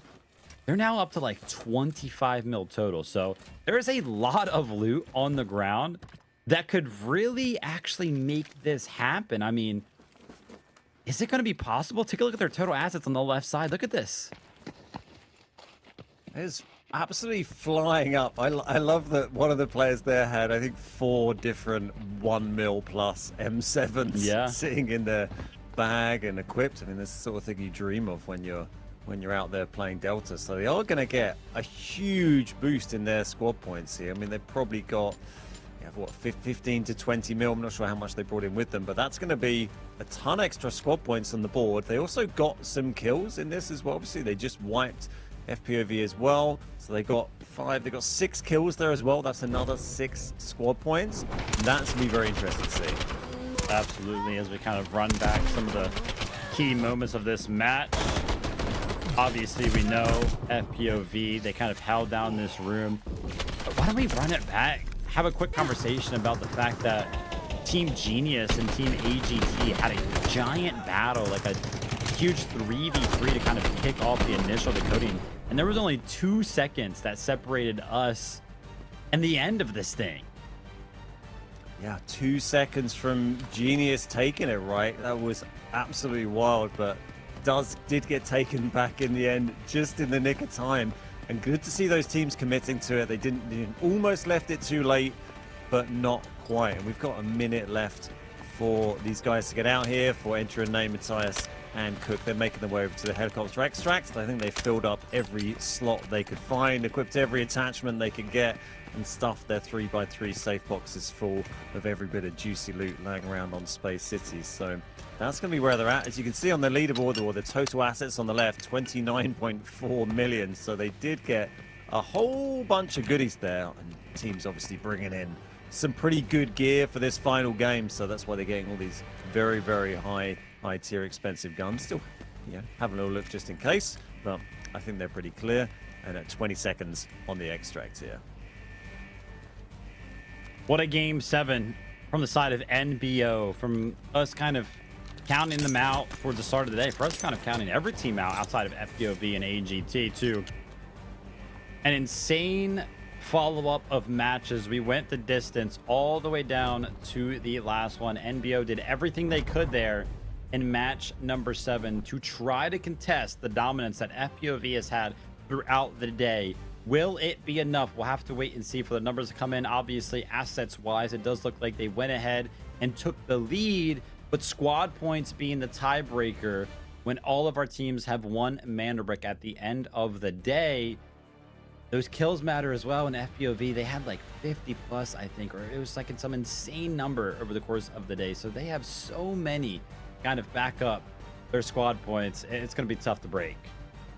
They had a lot, and AGT had a lot as well. I think they were both in the 20s or 30s, maybe going into that game in terms of kills, and then they had a bunch of squad points on top of that as well. So there's a big gulf to jump ahead there for MBO. Also, don't forget to give Delta Force a little follow on the socials. You can see down below if you've not done that already. And make sure you download it. You can download it for free on all sorts of platforms. And we're going to find out who has definitely won this, who's got that last regional tournament position in just a moment once they've totted up these final scores. Yeah, as a quick reminder, everything is on the line. Only first place matters. This is your leaderboard for just the game. So don't freak out. NBO, they did go ahead and secure that mana break. They picked up 6 kills, and the assets that they gained almost reached 17 million. Will that big jump in not only kills, but also assets be enough for them to go ahead and dethrone the team that has been dominant throughout the day? Obviously, with Floor Pop picking up 6 kills as well. That's going to be helping them out, kind of preventing any of our teams from approaching them. And yeah, it's just going to be all about that tiebreaker. Yeah, Floor, POV, and number 1 both getting a bunch of kills that game. They were the aggressors in that. We saw VT unfortunately dropped out during that fight early on. It was Genius and VT, I think. Genius and VT, when Genius was so close. These are our kills here for number 1 in that game. 6 kills, 6 assists, 1,300 damage, 16.7. I mean, just goes to show how huge that damage was in the previous game where we saw 2k plus. 6 mil extracted from Cook there, nearly 5 mil for Enter a Name, and nearly 6 mil again from Matthias. It might be enough. We'll find out shortly.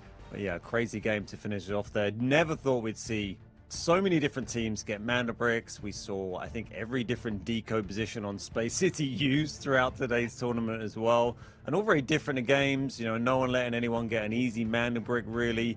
Good aggression from our teams. And it's given us some great games today. Absolutely, yeah. Shout out to our players. Shout out to everybody that kind of tuned in throughout the day as well to watch. Before we do kind of run those numbers, I mean, it was just super, super fun. I was, you know, banking on the fact, I was like, oh, dude, there's just no way this is going to game 7. And we got to watch all 7 of our games. So it was great to kind of jump into the action over the course of the game. And how many twists and turns that we had as well, right? Leaders kind of being thwarted and underdogs kind of rising up the leaderboard throughout the day as well. You couldn't have asked for a better competition.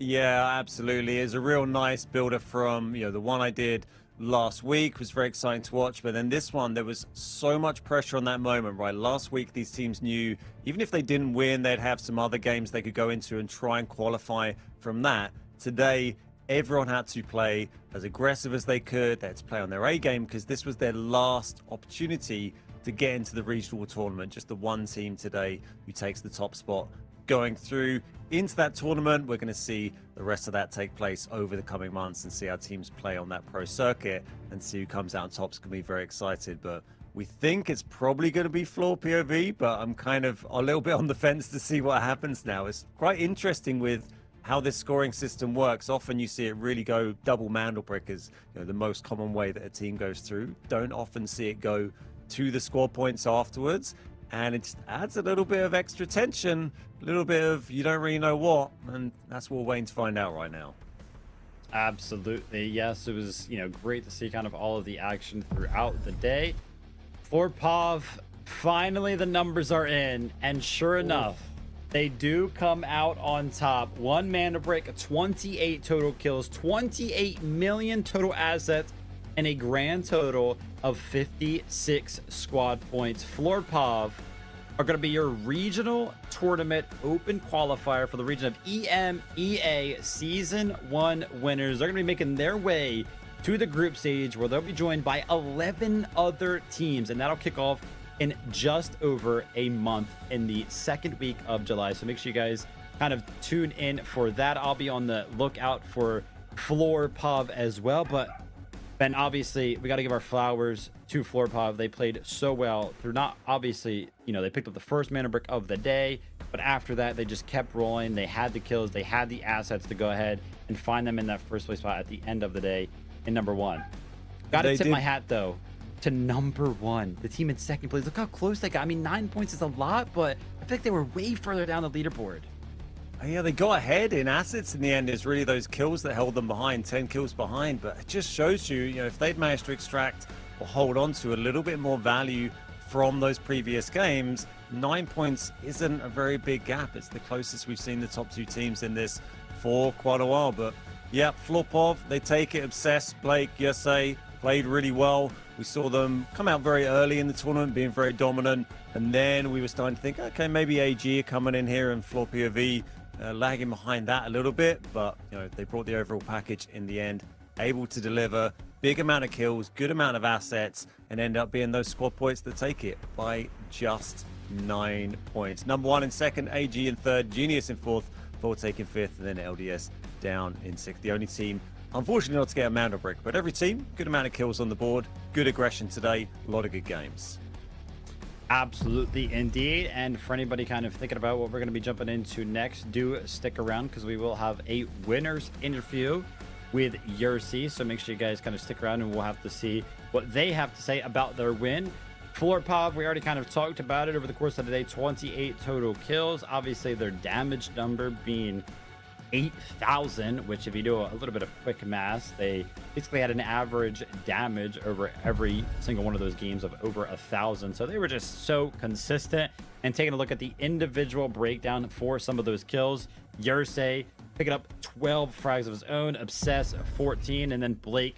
We know what Blake was doing, man. We constantly kind of saw him in that support character role, right? Kind of bringing out the stinger and everything like that. So no surprise to kind of see the giant disparity in those kills. But I mentioned it earlier on.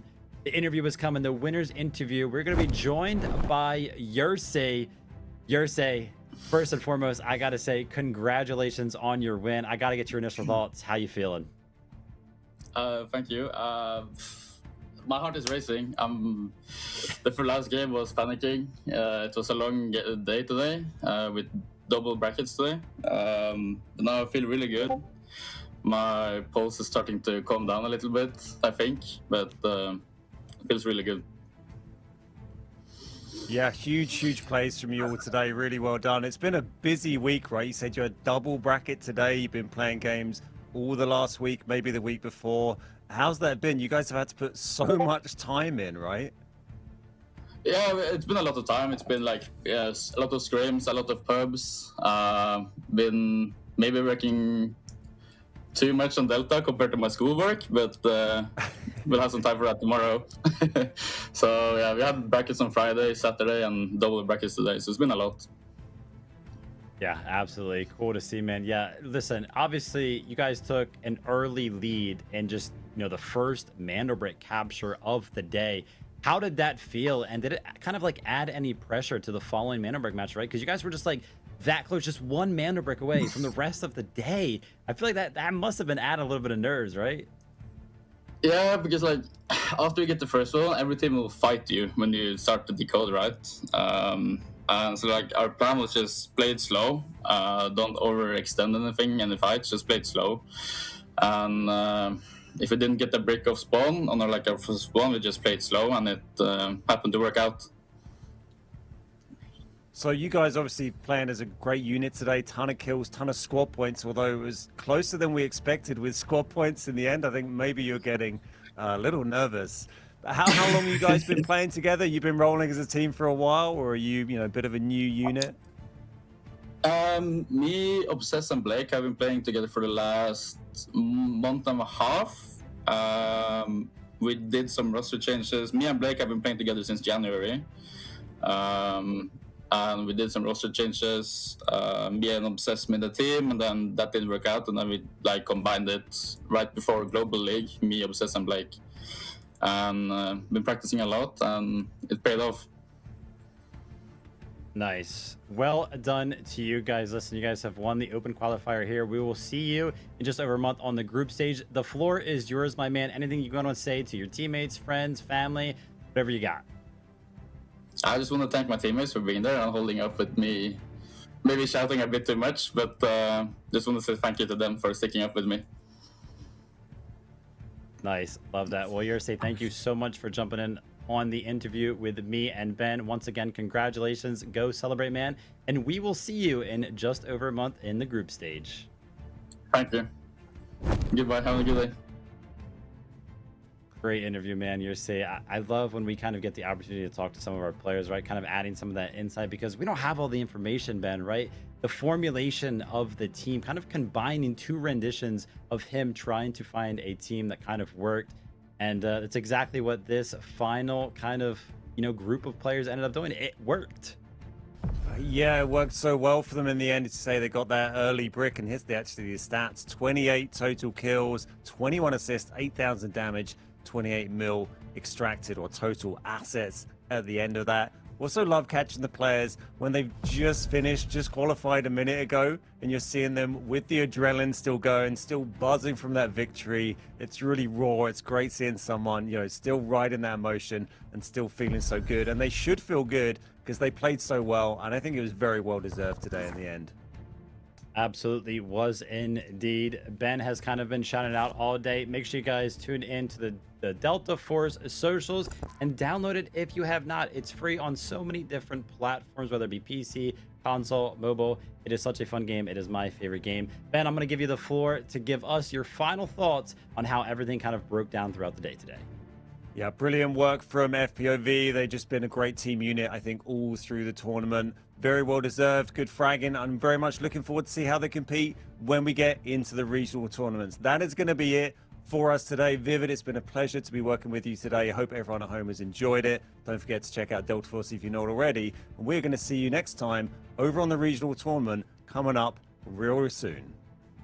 Absolutely, yes. And listen, that is not all the Delta Force that you guys can watch today, because the Americas region is coming up later as well. So make sure you guys kind of keep a close eye on when we go live for that in just a couple of hours. I'm sure that will be action-packed indeed. And we've been talking about it all day. This was just a qualifier for the group stage that'll be coming up in just over a month. So we hope to see you there. And for now, Delta Force gang, it's been an absolute pleasure. One last final congratulations to the team of Floor POV. This has been me and Ben giving you guys all of the calls throughout the day, and we'll see you guys next time.